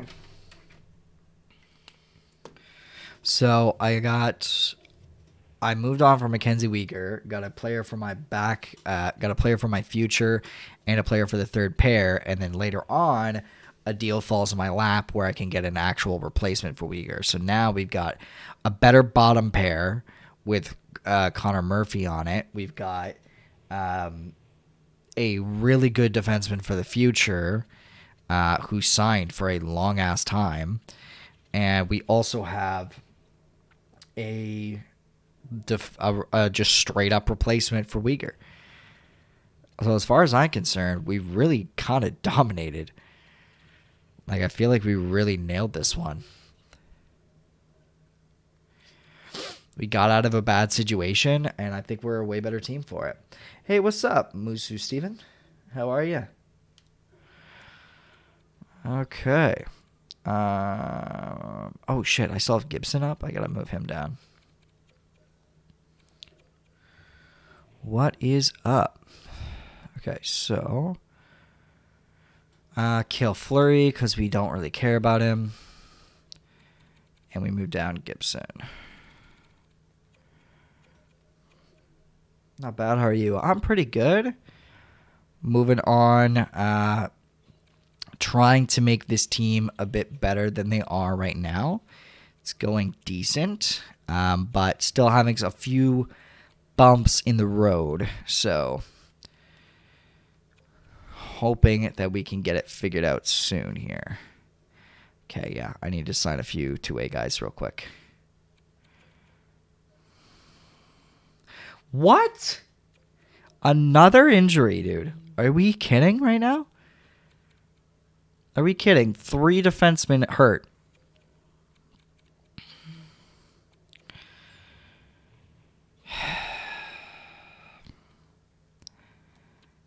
I mean, are any of them old? No. All right. We're just going to have to throw forward in there. My favorite team is the Toronto Maple Leafs. I am a huge Leafs fan. That is they are my favorite team for sure. What about yours? Oh. Are we better now? Okay, Harley's back. Okay. Maybe let's not panic sign someone that.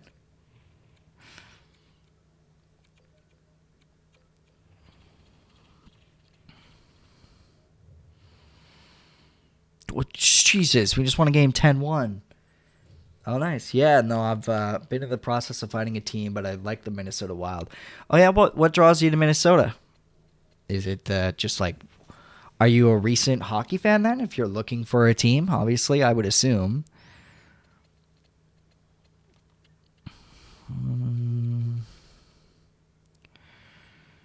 Okay. Oh, Teppo Nimala.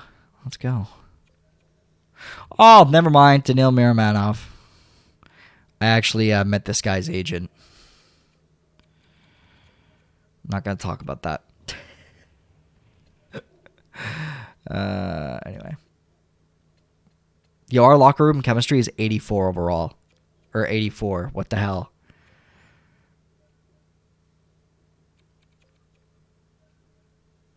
Awesome. We signed Miramanov. They're the closest team to Wisconsin that I'm interested in. I like the NHL, but I'm from the UK, so I'm mostly the fan of soccer. Ah, okay. So why, if you're from the UK, are you living in Wisconsin? Is that why, like you care about a team being there? Or what is it that draws you there?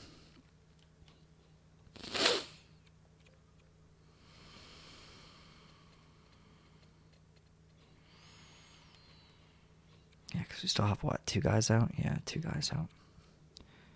Okay. Because, yeah, I've been a Leafs fan my whole life since I was a boy. My NFL team is the Green Bay Packers. I'm not an NFL guy. I don't really like football, to be honest. It's not like it's I don't think, well, I do think it's boring, but I get why people like it. I just super don't. But yeah, I'm not a big football guy. Never really have been. Okay, Ekblad there.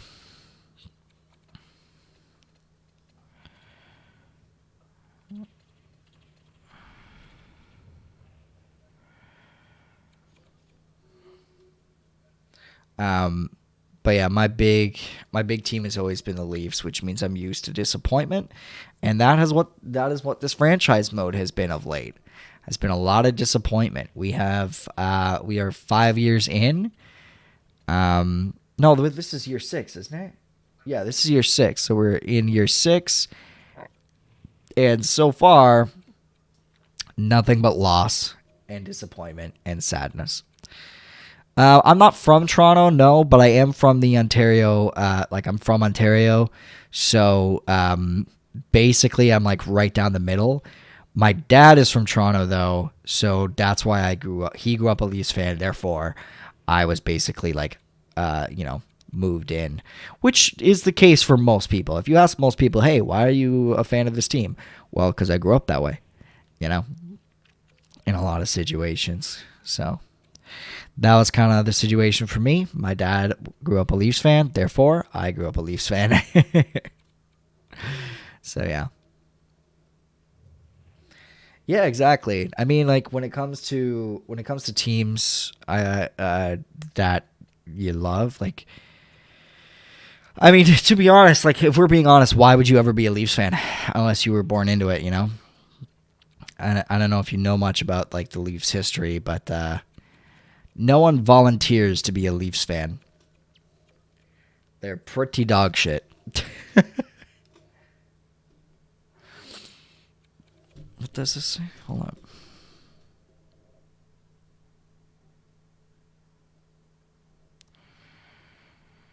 Okay. Boom.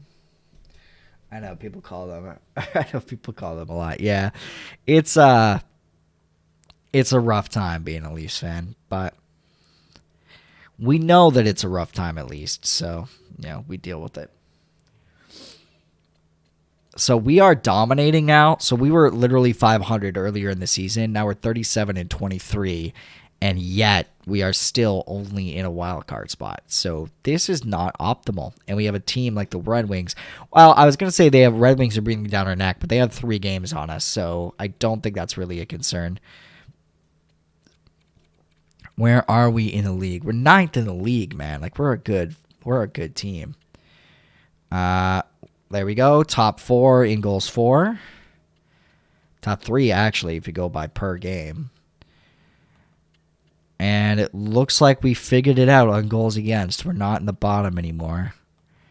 We're not in the top either, but we're not in the bottom. I want to be really in the NHL, but I'm not there yet. Well, what's holding you back, might I ask? Like, what is it that draws you to the game, and why, are like, well, I guess that's the better question is what draws you to the game? And then if we answer that, then we can kind of figure out, what's keeping you from it. Because there's quite a lot to love with the NHL, but there's also a lot of stuff that kind of sucks, to be honest. I definitely see it being, oh my God, look at the Art Ross. McDavid, Laine, McDavid. That's kind of funny. There's, what the fuck? Okay, just the Bill Masterson. I was like, why would Mario Ferraro win anything? I grew up with the Mighty Ducks movies and really enjoyed the BS2 games. Oh, okay, fair enough. I mean, in general, right, like, the NHL, so do you watch any games or no? Marchand has a 91. Okay, yeah, this is more like the real McDavid. The McDavid in my Sims has just not been good with the Leafs. I don't know why, but Barkov's like a top 5 scorer right now. Hell yeah.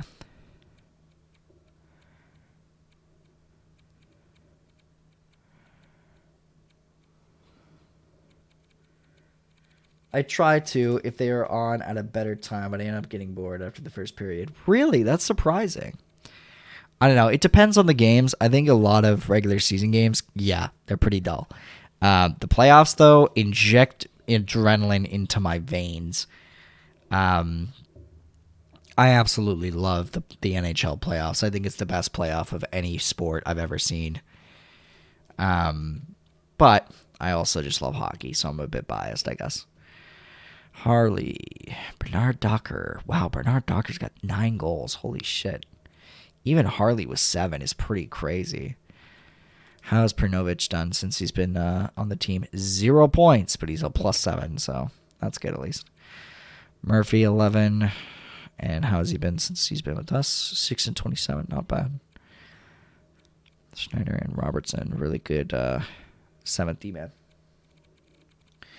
Yeah, myself, I mean, there's been some games I've watched that can be pretty boring, but most NHL games I love watching just because it's hockey, man, and I love it. I love it to death, especially if it's 2 offensive teams, right? Like if you're watching an offensive team, wait a second, hold up. Okay, just doesn't get me going like football. See, I don't get how. Maybe I'm just an idiot, but like I don't get it because hockey is nonstop. Action. Everything's going all the time. Whereas football's like, all right, everything's happening and pause. All right, let's wait 2 minutes. All right, everything's happening and then pause. And it annoys the hell out of me. I'm just like, just keep going. Like, that's why I love rugby, because rugby is just constant shit. And it's just insane madness the whole way through. And I find that so entertaining. Oh, okay. Okay, soccer. Soccer, I mean, well, football is the better term. I'll admit that. Football makes more sense. But see, I don't get how that's interesting to you and hockey is boring. Listen, you are the majority, though. You're the majority. Hockey, if we're looking at sports totem poles, hockey's like here, and football is number one in the world, sport-wise. So, completely understand. However, I personally don't get it because, like, I don't find 2-1 games that entertaining with, like, 5 shots, maybe. Whereas, like, the Flames the other night had 62 shots against Columbus, and, like, that is just insanity to me. I don't know. I don't find it that interesting. But that's me, man. You do you, boo. I completely understand the point of view. I just personally, I'm all about that hockey life. And maybe that's just how I grew up, right? Is there literally anyone for me to trade? I'd have to re-sign Connor Murphy, but I like Connor Murphy, so I'm not going to do that. There's actually like no one for me to move on from. Maybe it's because I'm half asleep when I try watching them. Well, are you still living in the UK? Yeah. So yeah, you're still living in the UK. So I mean, that's part of it too, right? I mean, for me personally, it doesn't. A lot of the games I work till 11 p.m. So I don't really have a choice in the matter of staying up till 11 or midnight. But I watch every game that I can. Every Leafs game, at least. I don't watch a lot of... I watch, like, highlights and stuff, Steve's Dang It's or Steve's Hat Picks and stuff like that, just so I can keep up with stuff that's going on in the league. But outside of that, like, I'm not really up to date, to be honest, in terms of what every team is doing every night, you know? Okay. I don't really want to make any moves, to be honest. I just trade a draft pick. I just put my first round pick up. Okay.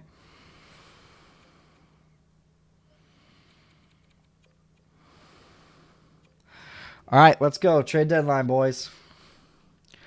Alex Ovechkin. If I could make that work, I would do it in an actual heartbeat, but there's no way I can make it work. All right. Only pay attention to my team and certain big Premier League games.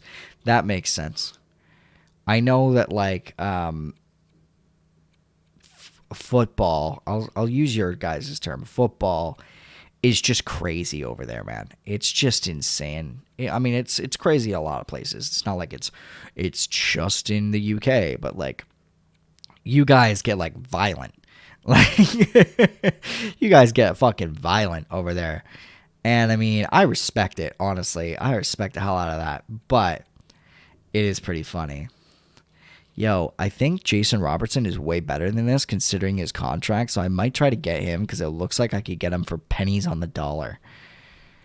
And that might be more valuable than getting an Ovechkin. Because I think I have one shot to shoot here. Like, I have one opportunity to get a player, and I don't think there's going to be a better one. Like, I literally have one chance is what I'm saying. There's no way I'm going to be able to retain enough. Like, I don't have enough cap space to retain twice. You know what I mean? So if I'm going to do this, it has to be pretty significant, and I won't be able to get another player off the books if I do it. So I'm thinking of either Ovechkin or of Jason Robertson. Quinn Hughes is neat and all, but I don't think he's worth it.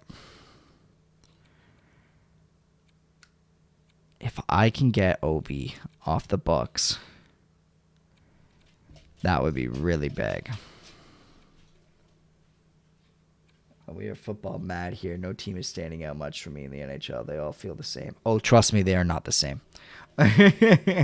Trust me, they are not the same. Give me a team, and I'll explain why, what makes them special. Or, I'm extremely well versed in the NHL and like history and stuff like that. So give me a team, and I'll explain why they're cool or why they're not cool. Morty, enough. Sorry, my dog's being an asshole. Stop eating stuff off the ground. Okay, that's not for you.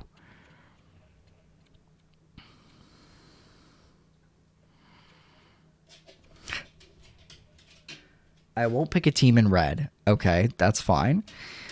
Pick a blue team then. I mean, you can't choose my team that I'm playing as right now because they are red, but, you know, whatever.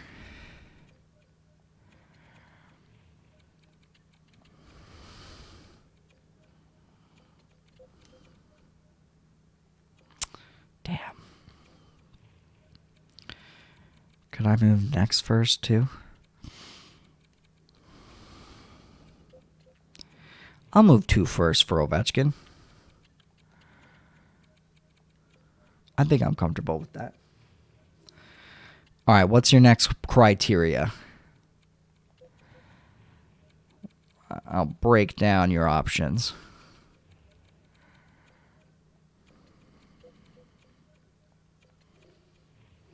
Won't pick a team in red.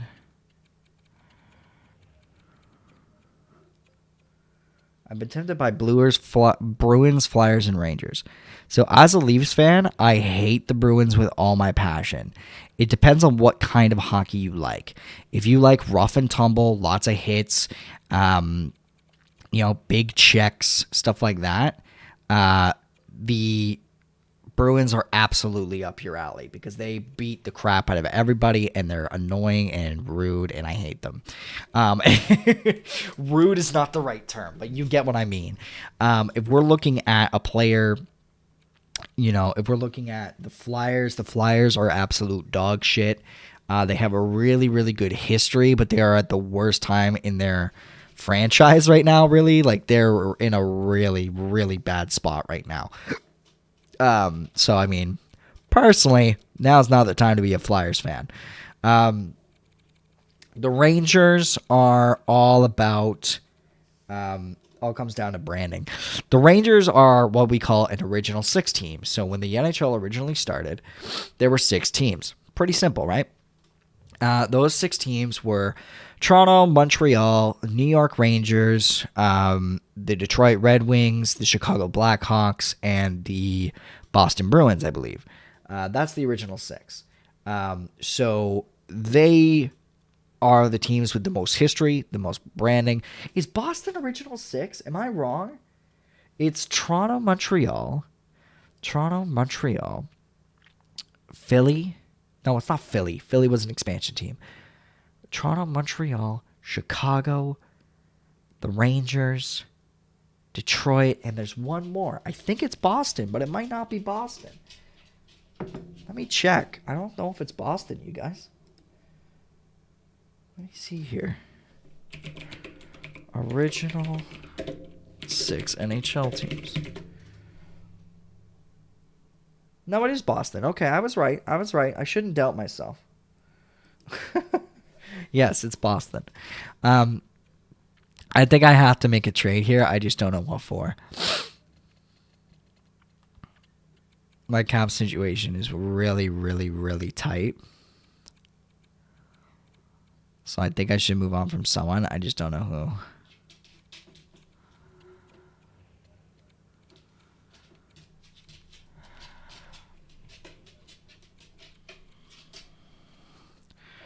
Yeah, so obviously, biased me, I'm going to say be a Leafs fan because I love the Leafs and they're my team.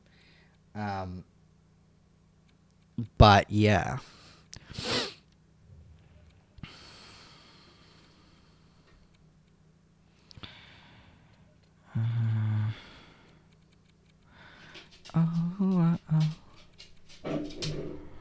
Oh my God, is there really no players?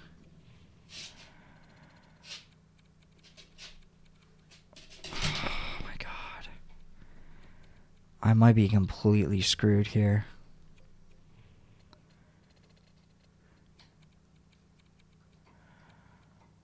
Like, I'm just not going to save the money.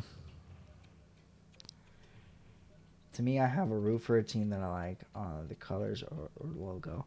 So I do think the Leafs personally have the best logo in the league. Like, I'm biased as hell because I love this team with all my heart, but I do genuinely think that they have like the best jersey, the best logo. Like, I absolutely love the Leafs look and branding, especially now.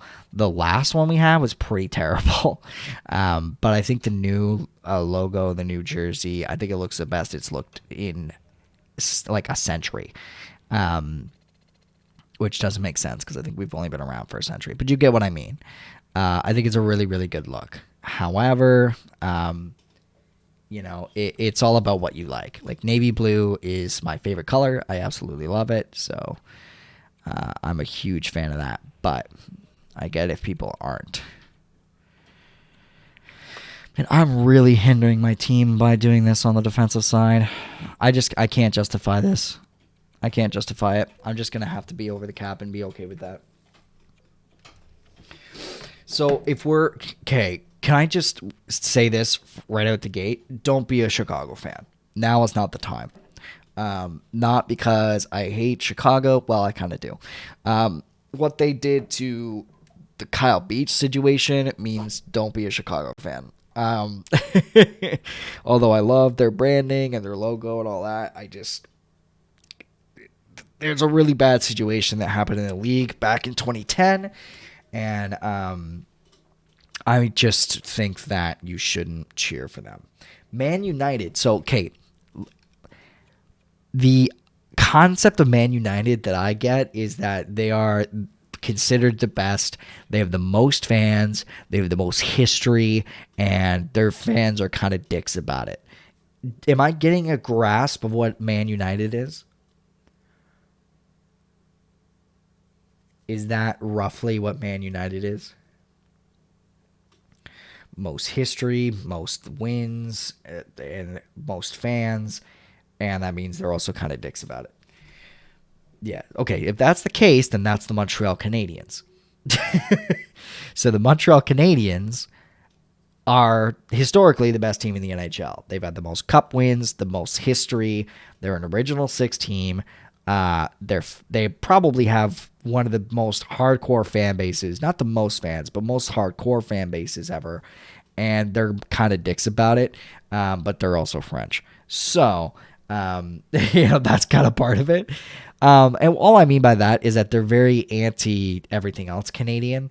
So it's very, well, yeah, but the Habs are also red though. It's just red and blue rather than like red, white and black, I guess. So red, blue, and white rather than, or blanc, bleu, et rouge, as they always say. But they're Man U Montreal is definitely the Man U of the NHL, I would say. So yeah, I would say that if you're trying not to be a Man U fan in the NHL, definitely not a Montreal fan. The Leafs are, if I can explain each team, so the Leafs are one of the oldest, one of the best for the first half of the NHL's history. We were amazing. We were really close to actually beating the Habs in terms of Stanley Cup wins. We have not won a championship since 1967, and we have been nothing but absolute dog shit since that time. There were two or three eras where we were actually really good. 1993, 2002, and now. That's the only time where we've ever been good. Outside of that, we are nothing but dog shit. We are one of the worst franchises in the NHL. We haven't won a cup since 67, where there were only the original six teams in the league. Not great. But I love them to death, and that's just the way it is. Habs, already explained the Habs. Chicago had very similar situation to the Leafs until the last decade. They won 3 Stanley Cups in 2014, 13, and 15. But before that, they had not won a Stanley Cup since like 1954. So, and their owner was literally old as shit and insane. They literally didn't have TV, like broadcasted games until like 2005 after the guy died. Like they just couldn't. Bill Wirtz was so out of touch. I don't know if it's Bill Wirtz. I think Bill Wirtz is the current owner, but his dad, I think it was. So like they were awful. And obviously the Kyle Beach situation, it was really, really bad. And so I don't like that franchise. The Rangers were very similar. They only won one cup. I believe it was 1993 or 94. Couldn't be because that was the Habs won in 93. So I think it was 92. 92 was the Rangers' last Stanley Cup win. Really popular. They're usually consistently pretty good. But they've only won one cup in 92, and then they had the same situation as the Leafs where they hadn't won in like 5 decades before that 1992 win, and they haven't won since. But they also, it's really infamous because they hadn't won since like the 40s or the 50s, and there was a sign in 92 when they won the Stanley Cup that just said, "Now I can finally die happy," when they lifted the Stanley Cup. And it was just like, that's one of the most beautiful pictures in sport for me. Then there is, what's next? Boston. Boston is one of the more consistent, one of the better franchises in the world. They had arguably the best defenseman of all time in Bobby Orr. Extremely consistently decent for many, many years. Won a bunch of cups, but they've been really good in the last decade. Dominant in 2011 when they won the Stanley Cup. They've been to like 2 or 3 conference finals since 2011, so they're really, really good. Again, rough and tumble, beat the shit out of you. That is who they are as a team. So yeah.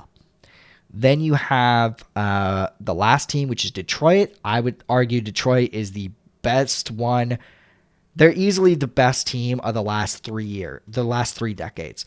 They won like 2 or 3. They won at least 3 cups or 4 cups in the 90s and 2000s. Has who I believe is the actual greatest defenseman of all time in Nicholas Lindstrom. Stevie Yzerman, one of the greatest players of all time. Dominik Hasek. They have, in my opinion, if you're going to look at a team with a lot of history, a history of success, amazing players that are Canadian, American, Swedish, all of those, Detroit might be the team for you, to be honest. Right now, they're in kind of a low point. They came off of making the playoffs for like at least 20 years straight or something, and now they're kind of on the down low, but they're building up. They're making a better team. They're going to be really good in a few years, and they have 2 standout players, the Swedish phenoms of Lucas Raymond, who's actually on my team here, and Mortiz Seider, or Seider. Don't know how to say his name, to be honest. But that is basically my breakdown of the original 6 teams. Hope you enjoyed that, and hope that kind of, made things, made it a bit easier for you to decide. Because that's my basic breakdown. Okay. 2 firsts.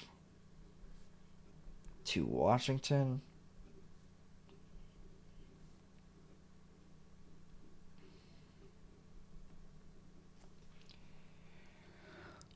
Quick summary of the last hour. We just finished the trade deadline, and we got Alex Ovechkin.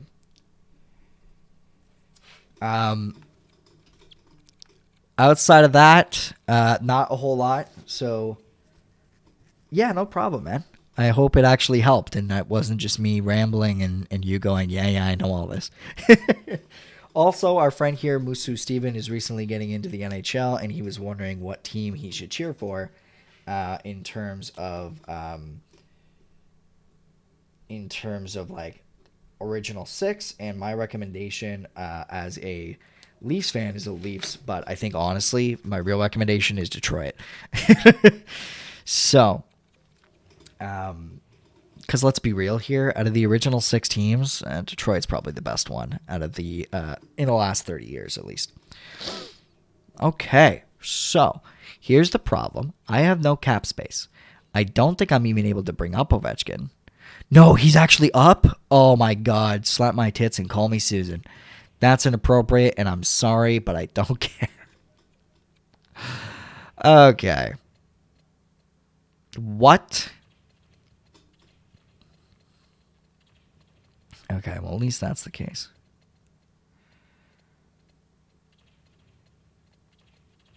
All right. Oh, look at this lineup, guys. Holy shit. Holy shit. Okay.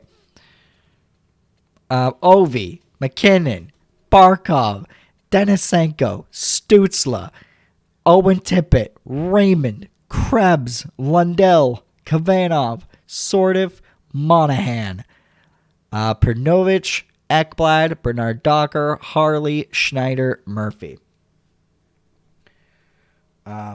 My football team's rivals are Detroit colors, so I don't think I can stomach it. Fair enough, man. I get you. I don't know. Did we talk about the fact that I had to move on from Uyghur thruster? Were you here for that? I made 2 moves in order to get some value. So I moved on Uyghur in a second to LA for Couture. I'm pretty sure you were here for that. But also Pernovich came up as a possible trade with St. Louis. So I traded Gomez, who was a prospect of mine, Go Spare, a second and a third to St. Louis per Pernovich, some random ass AHLer that I don't care about named Gibson, a fourth and a sixth. So now I have Pernovich, who's a really good offensive defenseman, basically in to replace Uyghur in my lineup. And I have Schneider and Murphy as well. And now with this team, we're basically unstoppable. At least I hope we are. So we're going to move Barkov over here. Tippett goes here. And instead of Monahan, Alex Ovechkin. Hell yes. All right. Now let's see if we make it to the playoffs. Which I will not lie, is probably the scariest thing in the world for me. So I'm going to sim this month, and we're going to get to the we're going to get to like the playoffs. Oh, of course, Barkov's out. But after that, I really got to pee. So I'm going to probably go pee here in a minute. Because I really got to pee, dude. Holy crap. Yeah, I told him front foot. Hey, thanks for the follow, Musu. Appreciate it, dude. Really appreciate it. Hope I'm saying that right as well, by the way. Just let me know if I'm saying it wrong. Okay. There we go. I pull over and it dropped. I pulled Ovechkin. Okay, awesome. I pulled Ovechkin over in the expansion draft. Dropped. I was talking about this morning that signed him to $7 million. Oh wow, eh? So you got him in the expansion draft? Ovechkin was exposed? That seems insane to me. Like, why expose Alex Ovechkin? In all seriousness, Ovi will never leave Washington. You know? I think if there's any player that will ever... Like, I think in general, Crosby will always stay in Pittsburgh. Ovi will always stay in Washington. Like, Malkin, maybe he'll move on. Even Backstrom, he might move on. No way in hell Ovi ever leaves Washington. I think he'd rather die. How about Matthews? Don't ask. I'm uncomfortable asking. I will say, in general, my feeling, and clip this and keep it in the drafts in case shit goes wrong, but I genuinely feel like Matthews fucking loves being a Leaf, and I can't see him ever leaving. The reason why I say that, honestly, is because I think he knows. And I think almost every player that's a Leaf understands this. And I think if they don't, they need to. They have to understand that being a Leaf means two things. One, it means, yes, you are under constant scrutiny. However, you have to understand that when you retire, you are Leafs royalty. Depending. There are certain players I think that would definitely not get the best treatment. I still think Dion Phaneuf got dealt a raw deal in this city. I think he would. If I saw Dion Phaneuf on the street, I'd get his autograph. I thought Dion Phaneuf was a great player for us, even with the shit that went down. And I have a lot of respect for Dion and a lot of respect for guys like Phil Kessel. I still think Phil Kessel, for years, people will come up to him and say, hey, I loved you as a Leaf. And I think he'll be surprised when he hears that. But, I think that, one, you go down in history and people never forget you if you're a prominent Leafs player. Two, and this one is the most important one in my opinion, if you win the Stanley Cup as a Leaf, you will be the most famous player in NHL history. Could you imagine if Matthews went to Boston? I mean, listen, man, if that happened, I legitimately, I think Thrustman's going a little too far, but I would actually vomit. I would seriously vomit. I would seriously vomit. I wouldn't be okay that whole day. I really wouldn't. It would take me a lot to get over that. And that I think is more reasonable, but I genuinely believe that I would not be okay for a long time. It would really hurt a lot, especially because of how much he means to us. He's the best player in Leafs history. He is. I don't think it's a question. I think he's the best player in Maple Leafs history. And it would really, really, not try to wind you up, just have a laugh. Oh, no. I get it, man. But listen, I get everyone's like, oh, he's from Arizona. He wants to play with the Coyotes. Have you seen the Coyotes? Last year, they couldn't pay their players. You think Matthews sees all the perks of being a Leaf? How famous he is in general, all the shit that he gets, the amenities that he gets being a Leaf, and Arizona can't even pay their players? You think he's like, looks better over there? No. And he knows for a fact,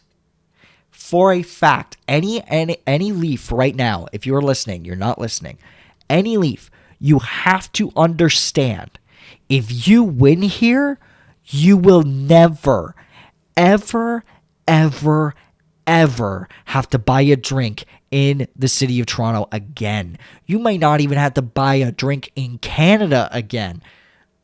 Literally, they can't pay the stadium.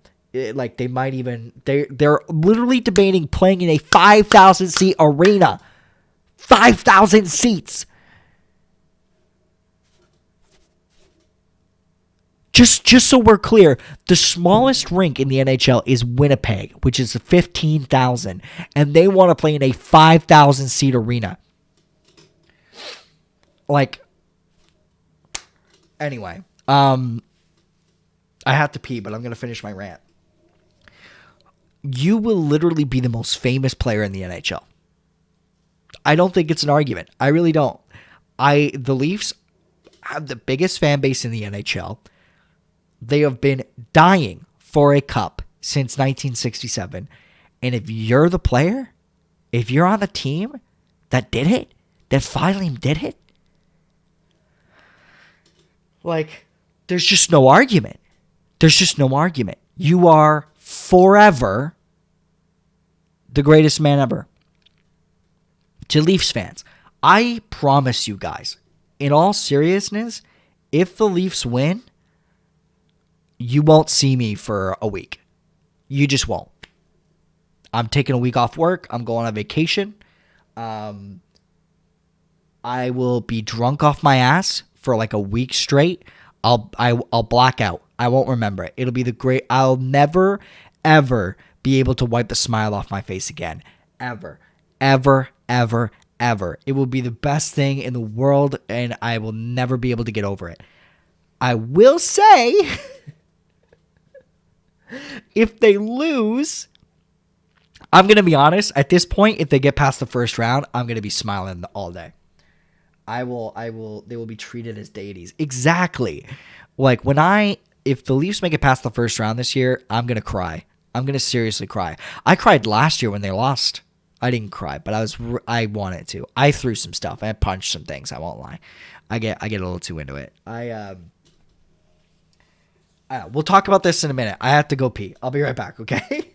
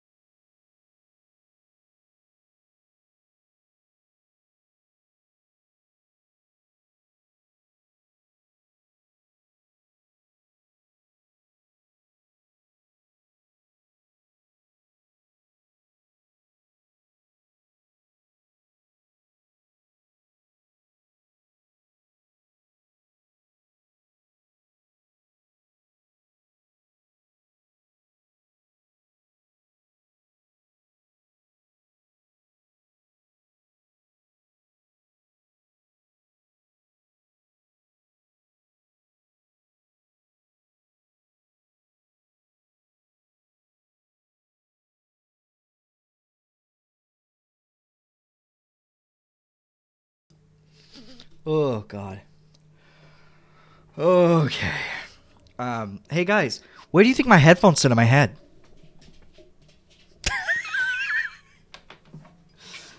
Woo! Okay. Holy shit, that's funny. I didn't even notice that until I looked in the bathroom mirror and I was like, oh my God. How am I on stream like that? Okay. I don't hear stuff like that about football teams over here. What do you mean? Like, you would cry or die happy? Like, is it because they win a lot? Like, there's a lot of differences in who wins. Is it like F1? F1 is interesting to me. I like F1 a lot. I hope the Leafs do manage to win the cup soon, if that's how crazy it would be. Oh, like, I'm not kidding. If the Leafs win, there will be a riot. Like, straight up. It'll be a riot. Like, a lot of things aren't that surprising. Oh, yeah, okay, that's the thing, right? So, like, F1 is similar in that sense where you guys just have, like, the best of the best, and that's that. And so there's really only, like, 2 to 3 people that can realistically win. In terms of the NHL, there is parity to an extent, but not as severe. Like, the parity is definitely better. There are, like, realistically, there's, like, 8 teams that I could see winning the cup. Like, genuinely. like 8 teams at least. So that's basically, the gist.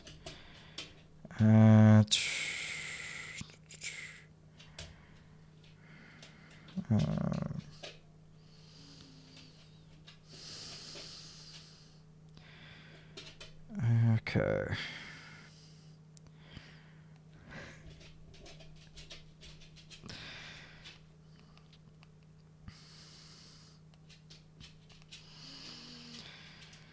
Okay. Sorry, just answering this text quick. Okay. I will be in the middle of it on top of a bus. Man City, Liverpool, Chelsea, Arsenal, Tottenham, and maybe West Ham. Fair enough. I mean, like, for us, it's like there are crazy Cinderella runs too, right? Like, no one thought Montreal was going to go anywhere last year, and they almost won. Anyway, so looking at the stats for the year, Ekblad had a great season. Bernard Docker had a good year. Pernovic, how did he do? Last time we checked in. Okay, yeah, he improved. He improved. Harley, Connor Murphy, how did Murphy do? He did great. Good to see.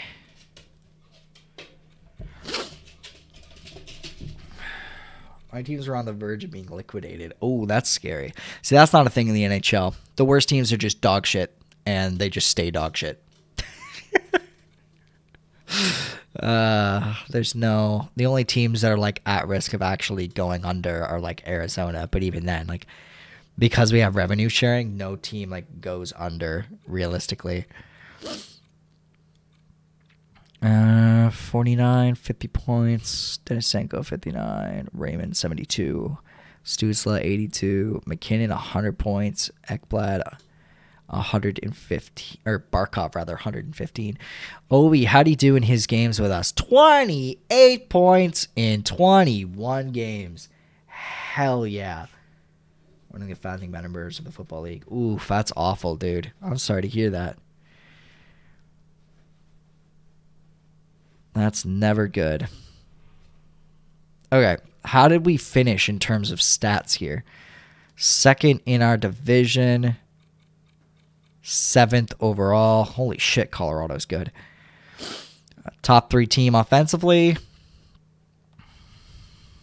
And top 5 team in terms of goals against. That's fantastic news. Power play isn't that great. PK, however, is the best by like 3 percentage points. Jesus Christ. Yeah, we were in administration looking for a buyer. I feel ya. Yeah, that's scary. That shit's scary. Okay. Did we finish the whole season without an overtime loss, by the way? Did I see that correct? No, okay, we had 2. Okay. That's still really low, but anyway. All right. Game 1. Let's go. So just so everyone understands how this goes on, we do this kind of simulation throughout the entire... we do this simulation for the majority until we are in an elimination, and then we will actually physically watch the whole game.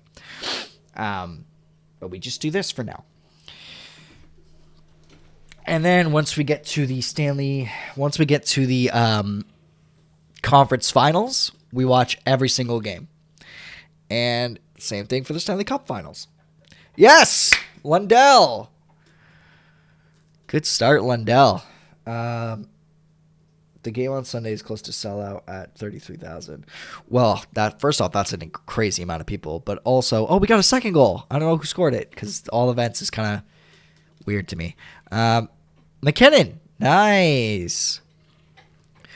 That is a lot of people, man. Holy shit. Yes, Noel.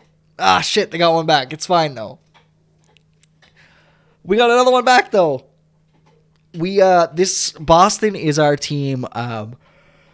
They're also our worst nightmare because they were the ones that beat us 2 years in a row in the first 2 seasons that we had here. So, but it looks like we got the win, boys. Hell yes. Good start. Good start. 4-1 win. Who scored the goals?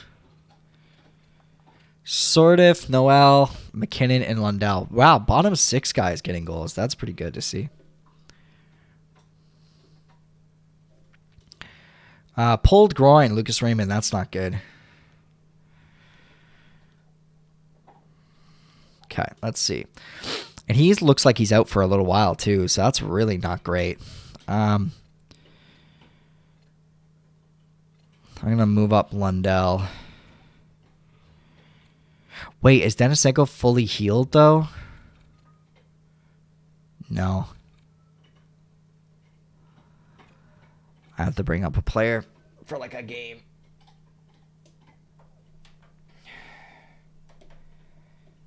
I actually might not have to bring up anyone. We're just going to see here. One sec. Just fixing the audio.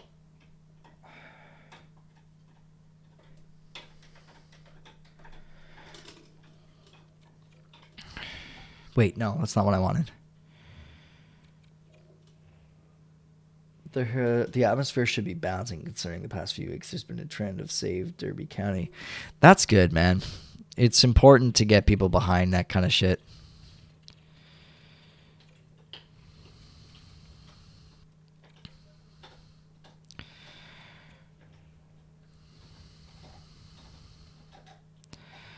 Okay, you know what? No, this is kind of stupid.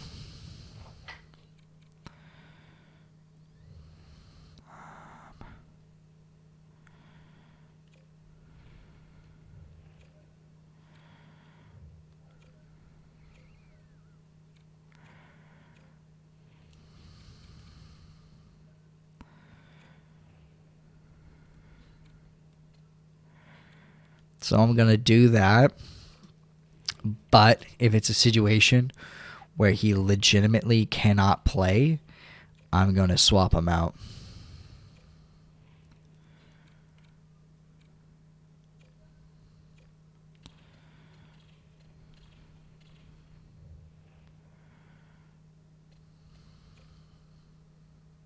Okay. Yeah, he literally can't play. Well, he's on the 4th line. If he's on the 4th line, it should be okay. I'm going to be honest, I don't like all the Bens. We are a huge footballing city, a family club. I am not from the city. I live 60 miles away. Fair enough. That's still close to you, though, right? Harley and McKinnon. That's all right. We can get that one back. Huge start for the boys. Huge start. Ah, shit. They tied it. All right. It's okay. It's okay. We'll get it back. We'll get it back.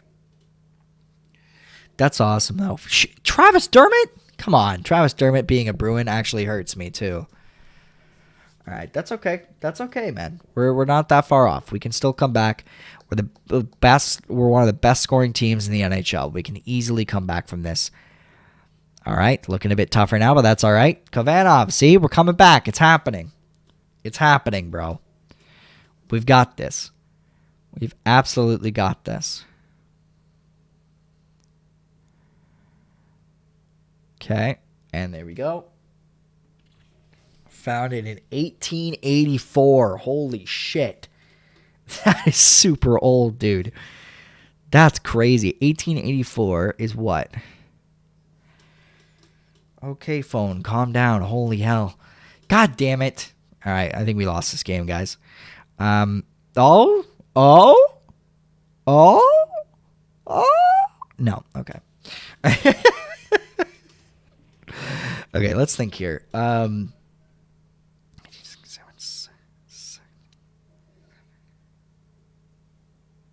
77. 1, 2, 3, 4, 5, 6. Canada was 17 years old. I knew I shouldn't have put him in. I knew it.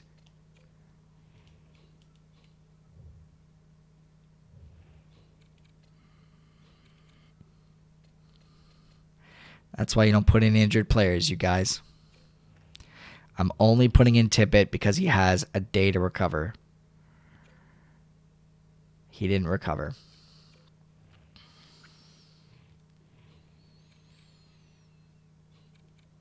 I can't afford to lose another player, so.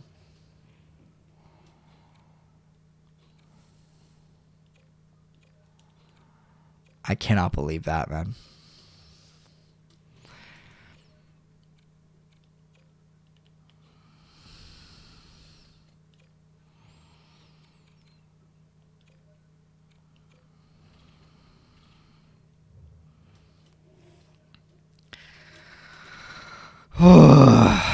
At least we're stacked enough that losing like 3 forwards is not the end of the world, actually.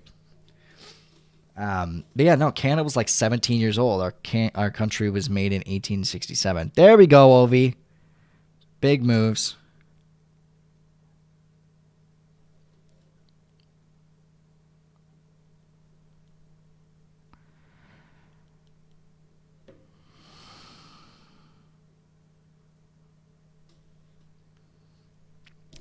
All right, good first period. Up 1-0. There we go. Big goal.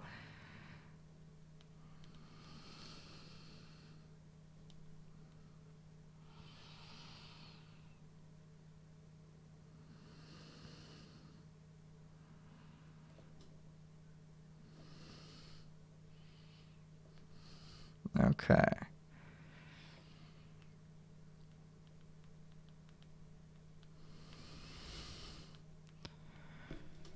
Okay.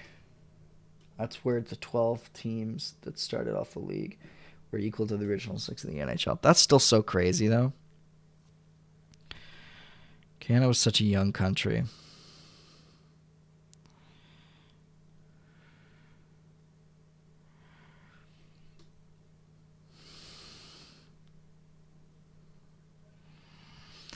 Did we win? Yes, we won.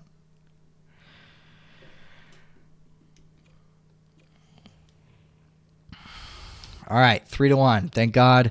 Hopefully, Tippett's fully healthy. Yes, he is. All right, hopefully we can get someone else back too, honestly. Raymond and Denisenko. I got to see how long they're out for.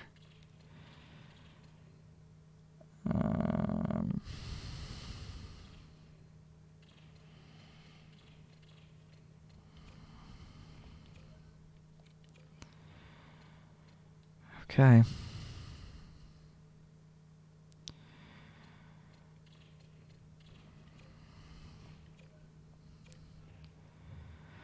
God, guys, I'm so nervous. All right, so we're on April 24th. Okay. Today they were split into 2 teams, Sheffield Wednesday, Sheffield United. Huh.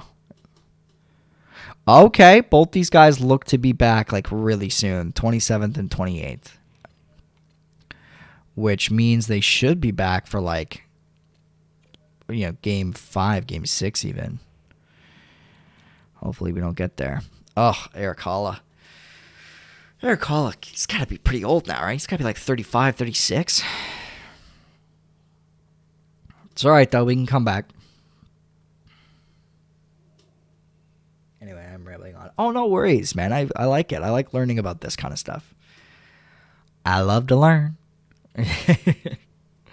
I'm just being a bad streamer and looking at my phone more than I am focusing on broadcasting, which is my fault. So I'm sorry for that.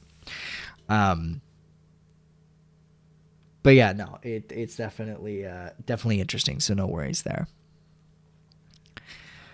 Okay, come on. We can get this back. There we go. Bernard Docker. What a champ. Okay, let's see. Shit. Pasta is killing us, you guys. Stützle gets it back, though. Shit, not Connor Timmins. Pasternak again. Yo, Timmins, fuck you, bro. All right? You cost too much money, so I couldn't re-sign you. All right? Whose fault is that? Barbashev. I don't want this to be a long series, you guys. My heart can't take another long series. Can't believe that happened. Lundell.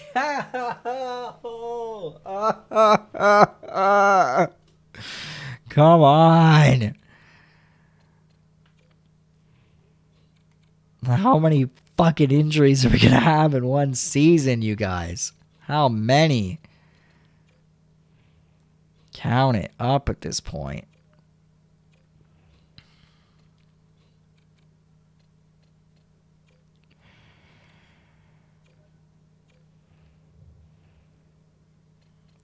at least Raymond should be back. Raymond's not back. I don't know what NHL team is equivalent to my football team, though. There really is none, to be honest. Like, there's no team, no original six team that's ever in trouble. The original six teams are incredibly stable money-wise. So there really wouldn't be anything like that in the NHL side. Like, all of them make a shitload of money, and they're all good. Damn it, Lewiston Arden, too? How many former Panthers are going to fuck me in this game? All right, McKinnon. McKinnon's playing strong. I need a goal from Ovi here. Ovi is paid to score goals, and he's scored one so far. Travis Dermott has more goals in this series than Alexander Ovechkin. I'm going to end my life in Minecraft. I mean, with history. Well, I mean, in what way? Because, again, there's no team that's close to losing their franchise. All the original six teams are incredibly financially stable. So, in what capacity? Have they lost a lot? What is their actual other history? Come on, you guys. Come on. I can't lose in the first round again. I can't take it, man.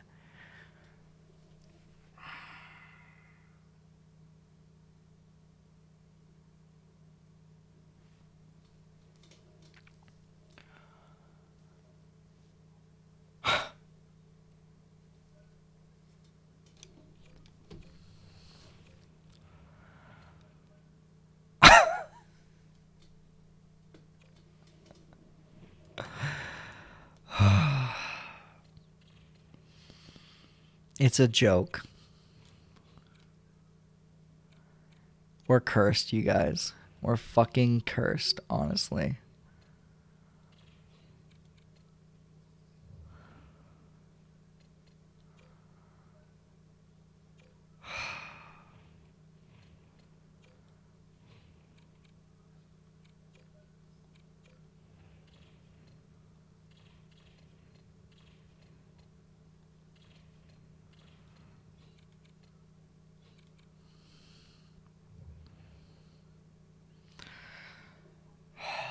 All right, let's look at the team that's beating us.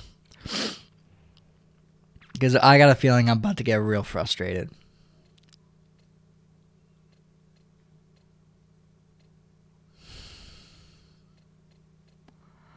Yeah, I'm real frustrated.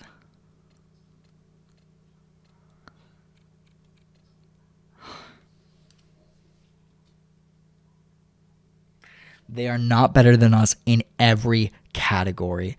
Their goalie's 81. Ours is 88. Our best defenseman is, I believe, a 90 or 92. So that's about equal. Our second best defenseman's 85. They have one better, but we don't have a single 79, except for now our 12th defenseman or our 7th defenseman's coming in. Their forward group, they don't have a player better than McKinnon. Pasternak is 1 overall better than Barkov.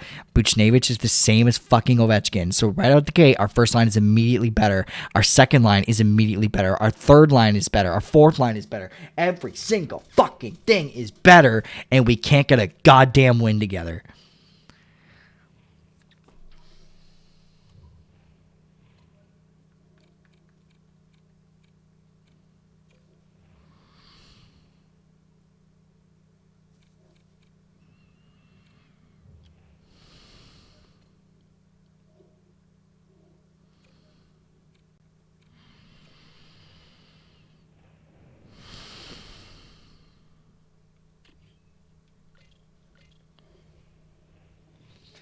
We have won the division. We've won Division 1 twice in the FA Cup once. Since 1884? Jesus. No, I don't think there's a single team that's been that bad.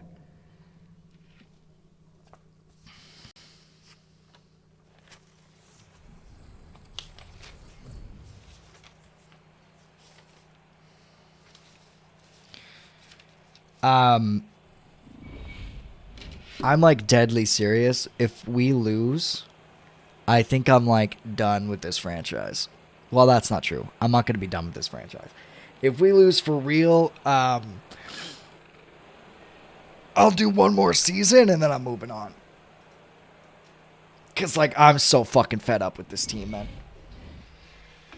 We have made this team so good every single season, and we've made it through once. Like, even if we win the cup this year, I might actually end it. Just straight up, just be done. But, like, every year I put out an amazing fucking club, and they can't get it together. Every single year. Without fail. I just don't understand. I just don't understand.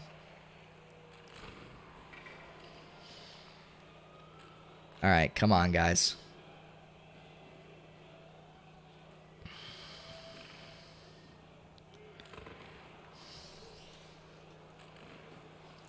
It doesn't help though that my best defenseman's out now.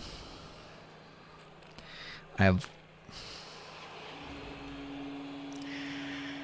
one of my top 6 forwards out, and I've not had a healthy top 6 the whole series.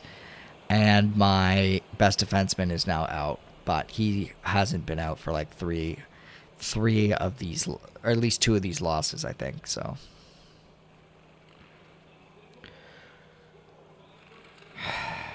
what are you passing to, man? Could class the Brian Clough Trophy with winning against our rivals. We won the Division 1 at 71 and 74. Oh, okay. Don't know what that last chat means. Could class the Brian Clough Trophy with winning against our rival. I don't know what that means. What do you mean by that?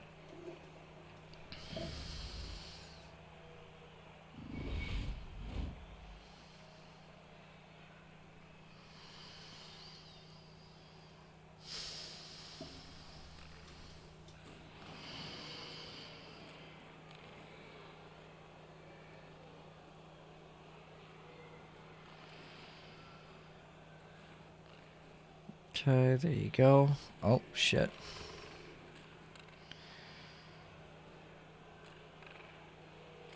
Big save, okay. Used to be our rivals and our rivals manager. When we beat them, we get the trophy. If they beat us like they did last weekend, they get it back off us. Oh, strange. But alright. It's kind of cool. Krebs, come on, boys. The second line should be better than it has been.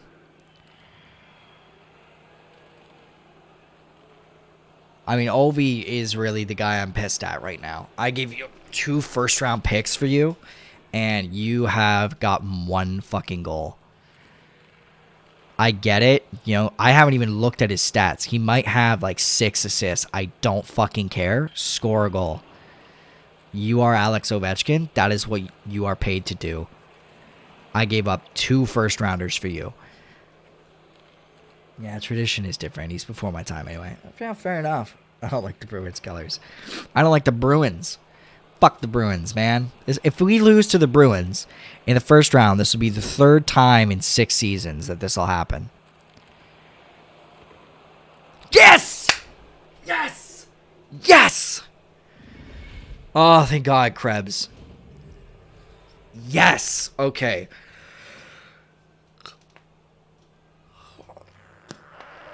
Thank God. Okay. Awful pass, but it works. I mean, it's 3-on-1 there. What the hell's Barkov supposed to do?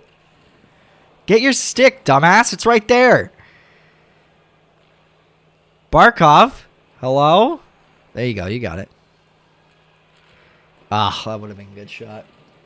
I will also shoot myself then, too. I don't like the vibe of them. I'm literally so frustrated, man. I'm so frustrated. I'm glad you feel me, Thruster, man. You've been here. You get it. Imagine the Leafs and Bruins Stanley Cup final in real life. You'd have no nails left. Oh, absolutely not. Dude, I don't even... Stanley Cup final? I don't give a shit. First round. First round, I would lose my mind. But Stanley Cup final, if it was Bruins, Leafs, first off, it's not possible. Unless we have, like, a COVID season again. But it's literally not possible. I give a shit all the time. Fair enough. She's from Boston, is she? She's from Boston? Are you a co-op? Yeah. No, I'm glad it's not possible. Because that would end my life. Fuck! It was right there! How you missed that, dog? How'd the puck not get on his stick? Okay, good save, Knight. Come on. Just, alright, there we go. Yeah, she's a real masshole. Oh. She's a masshole. You're an asshole. Alright. Oh, because Massachusetts. I get it. Holy shit. Playing 6 times. Well, 7 times. 7 times. 7 times is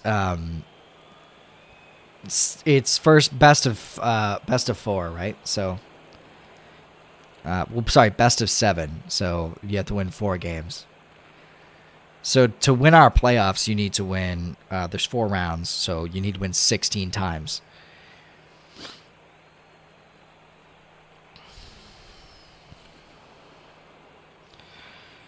So yeah, realistically, 16 plus what? 4 times 3 is 12, right? So 12 plus 16, you would be at 20. Realistically, the most games you could play for the playoffs is 28. Because that would be game 7, all 4 rounds. I guess I could have just done 7 times 4. Instead of adding up how many wins plus how many losses. Connor Timmins, you fuck off. You are the worst rental I've ever had in this franchise mode, and I'm mad at you. I'm mad at you still. You literally came up, you got hurt in game 1, basically, and I would never played again, so I'm mad at you. It's your fault that happened. Stupid bum. You...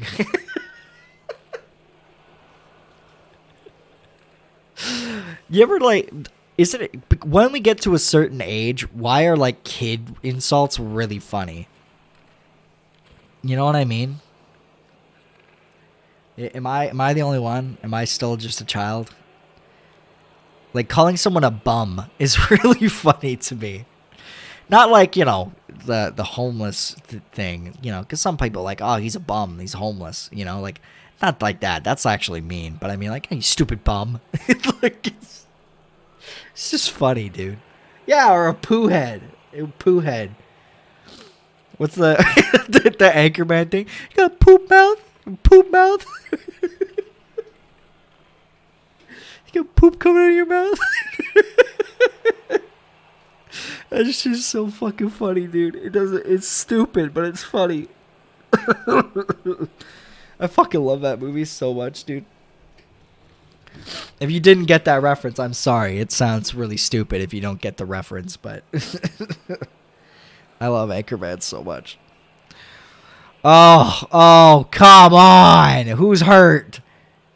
Connor Murphy.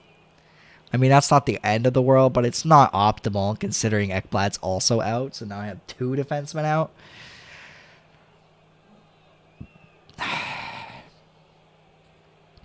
Ooh, nice fight, Schneider. You got out McAvoy, too. That's their best defenseman.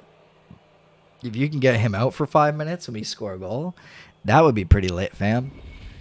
Just saying. Man, he looks like he's been through some shit. What the hell is that? You see his face? What the fuck? Okay. I'm so angry that Bergeron is their number 1 center and he's 82 overall and they're still dominating us.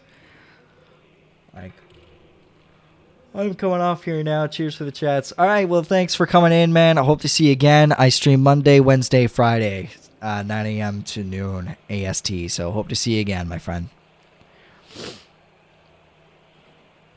Oh, God. Please let this happen. Oh, good play, Matthew Robertson. This whole time I've been like, oh, I don't care about Robertson. He sucks. And now it's like he's on my first pair. The playoffs are stupid. Oh, to be fair, in reality, this never would happen. But Yes, Krebsy! Krebs does it again! What a shot! Fuck yeah! Oh my god, I love this man. I'll kiss him on the mouth. Peyton Krebs in real life is like 21, so that would be very strange. 25-year-old man just comes up, kisses him on the mouth.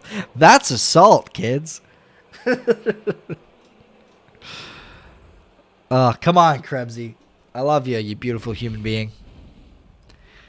Krebsy needs some love right now. He's playing on Buffalo, dude.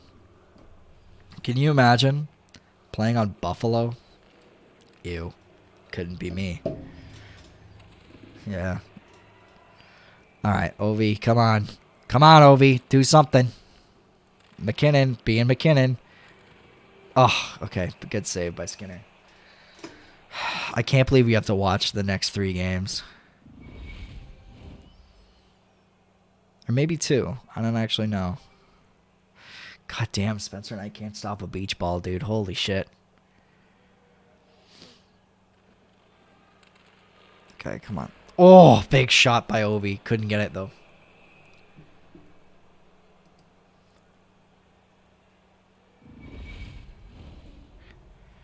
All right, come on, man. This might end up... Yeah, this is probably going to be the last game for today. And then we will continue this next time on Monday. Which I'm not excited for. I hate ending stream on a unknown.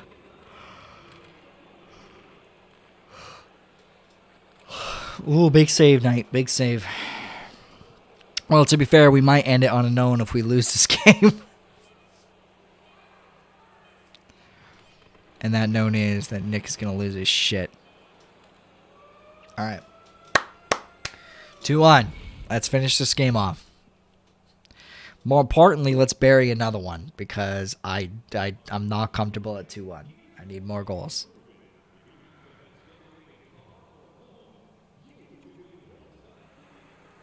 All right. Come on. Last period. Let's go, you guys. Let's go. Let's fucking go.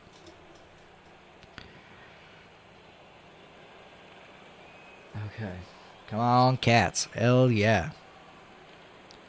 Oh! So close, Barkov.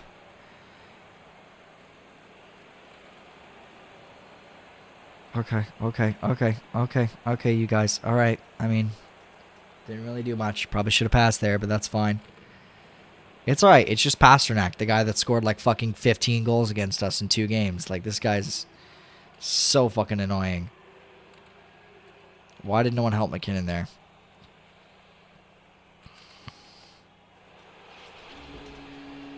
What did I just say? What did I just fucking say? I knew it'd be him. I knew it would be him. If it was gonna be anyone, it was gonna be Pasta. See, that's what frustrates me about Barkov. Barkov's X factor is that he's good at breakaways, which happens once every like 8 games. If tip it, let's go. It happens like once every 8 games or whatever, and Pasta is just like, yeah, he shoots well. It's like, oh, cool. That won't make him bury 50 every year. Like what the fuck, man? That's so OP comparatively. All right, that's huge, though. We got the lead again. Come on, Stützle. I didn't give up one of my best players for you for nothing, man. I should check how Huberdeau did this offseason. Or this past season, I mean. Oh! Why don't we just, like, take a trip down memory lane and, like, go find all the players we got rid of and see how they're doing after this? I mean, there's not that many, to be fair, but there's enough.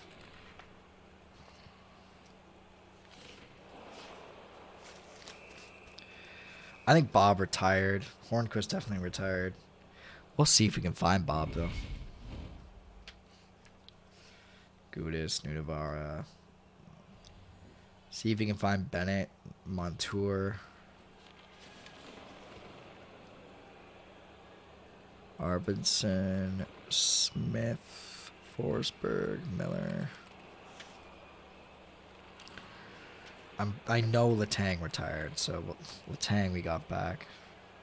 Sam Reinhart, though, we could check. Check on Duclair, Gustav Forsling.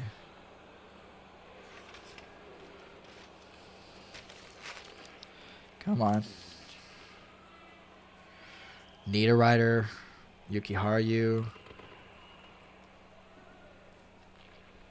Hipaniemi.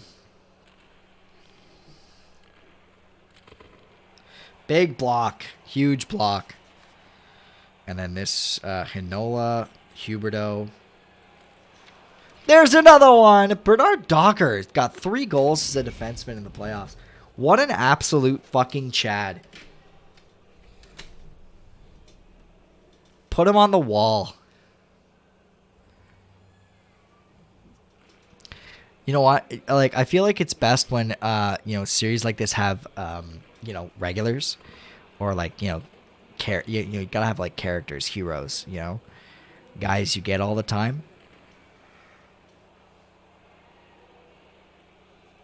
I'm starting to think every franchise mode I get, I'm going to get Bernard Docker. Big save night. Oh, and he gets the second one, too.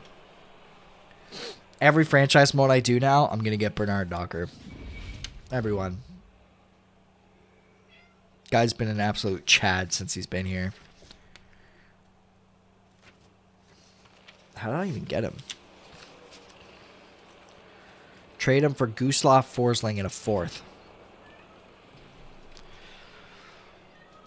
In retrospect, he did not get as good as Gustav Forsling in terms of overall. However, he has played really well for us. So I believe Gustav Forsling is an 83 when I traded him, and Bernard Docker has stayed at 82 the entire time. But he has been extremely good in the simulation.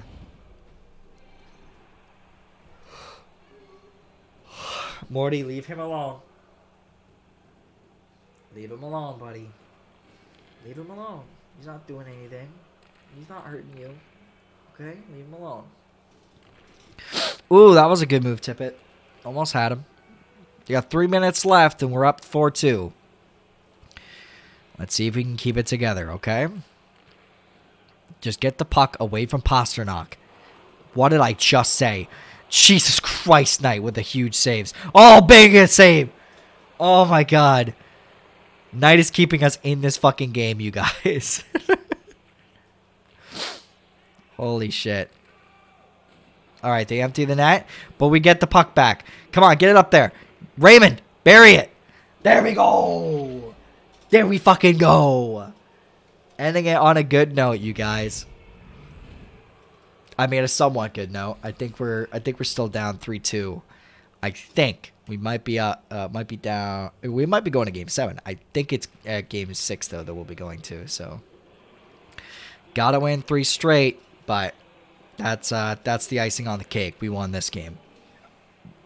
Hell yes. Oof. Okay, there we go.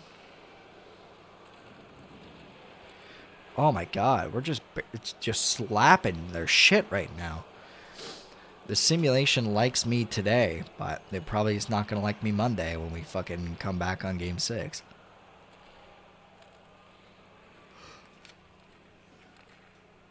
Let's be honest, you guys. The way our simulation games have gone, what are our bets that we win this series? I mean, I got faith. It depends, man. If Ekblad's actually out the rest of the series, I have some serious concerns. But we did win this game. We're going back to Florida, boys. Back to fucking Florida. Ugh. Huge, huge, huge.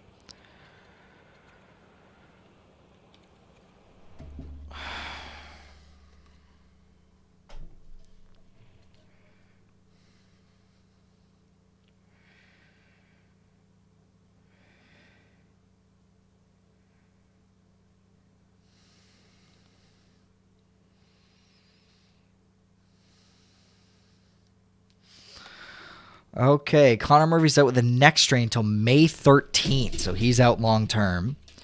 Ekblad's still out, Lundell's still out. So Denisenko might come back, but we're going to have to bring up a player to play a defense, you guys. And that is how we're going to end today. I'm just going to take a look at what I mentioned, which is just the some of the older players. See how some of the older players are doing.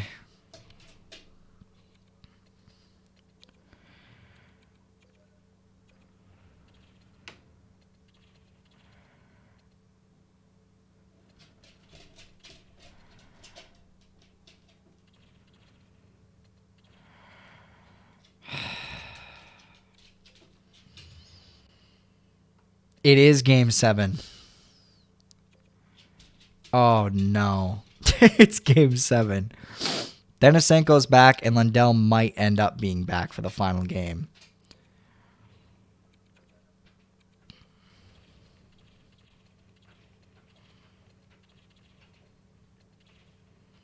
Marty! God, this fucking dog. This fucking dog, you guys. Stay out of that stuff, okay? Stay out of there. Krebs. Throw Monahan there.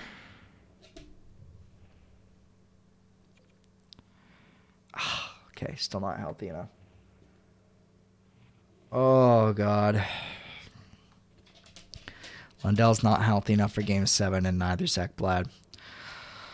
Okay, I'm not shitting my pants. You guys are. Okay, so let's take a look at a few players. Number one, first off, I want to see how good Barkov did league-wide, because he was pretty crazy this year. 1 point away from the Art Ross. Come on. You already did shit your pants? Feel you, dude. Okay, Detroit. That is where I traded Sam Reinhart. And he's no longer there by the look of it. Huh. I traded some guy here too, right?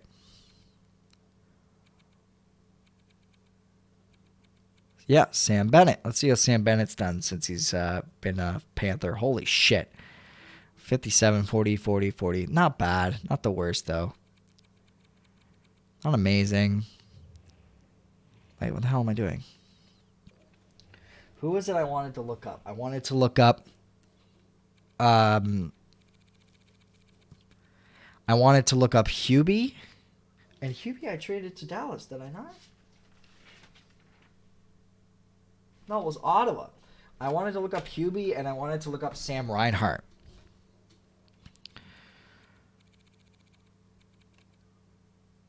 $69 points, not even that good. And he had 20 points in 20 games last year.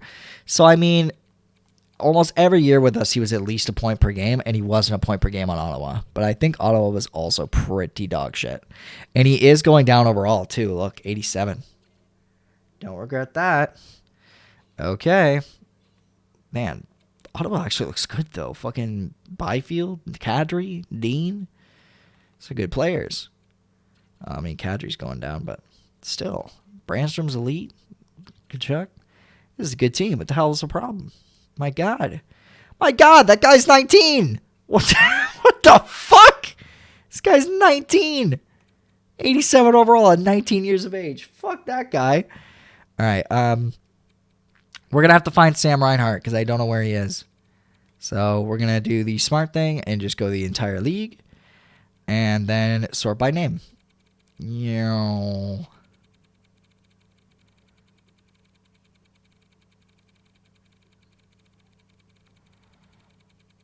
We'll find him.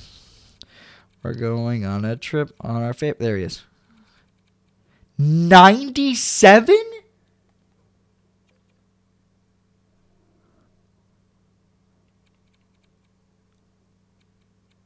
Oof. Oof, my guys. Oof. Who did I trade him for? Lucas Raymond and Wallinder. So I traded Letang, Reinhardt in a first to Detroit for Raymond and Wallinder. And then I traded Wallinder and Duclair for Kopitar. And then I traded Kopitar for Crosby. And then Crosby just retired. So, I mean, I don't know, man. 97 points this year. And how many points did Lucas Raymond have with us? I know not that high, but 72? 72, 60, 60. I mean, he's still young, too. Maybe I regret that trade a little bit. But, I mean, I don't think I was wrong to make that deal, though. Like, I think I was right to make that trade. He ended up being pretty good. All right. Well, that is it for today, you guys. Hope you had a great time today. I had a great time today. And we will be back on Monday, 9 to noon, just like normal, AST. And we will be here trying to win Game 7 in the first round for once in our lives. We've done it literally one time out of 5. We've done it one time out of 5. Almost every single year. Let's look at the stats. Let's look at the pages, okay? Literally, year 1. Lose in 7 games to Boston, round 1. Okay? Year 2, lose in 7 games to Boston, round 1. Year 3, win against Montreal in round 1, but in 7 games.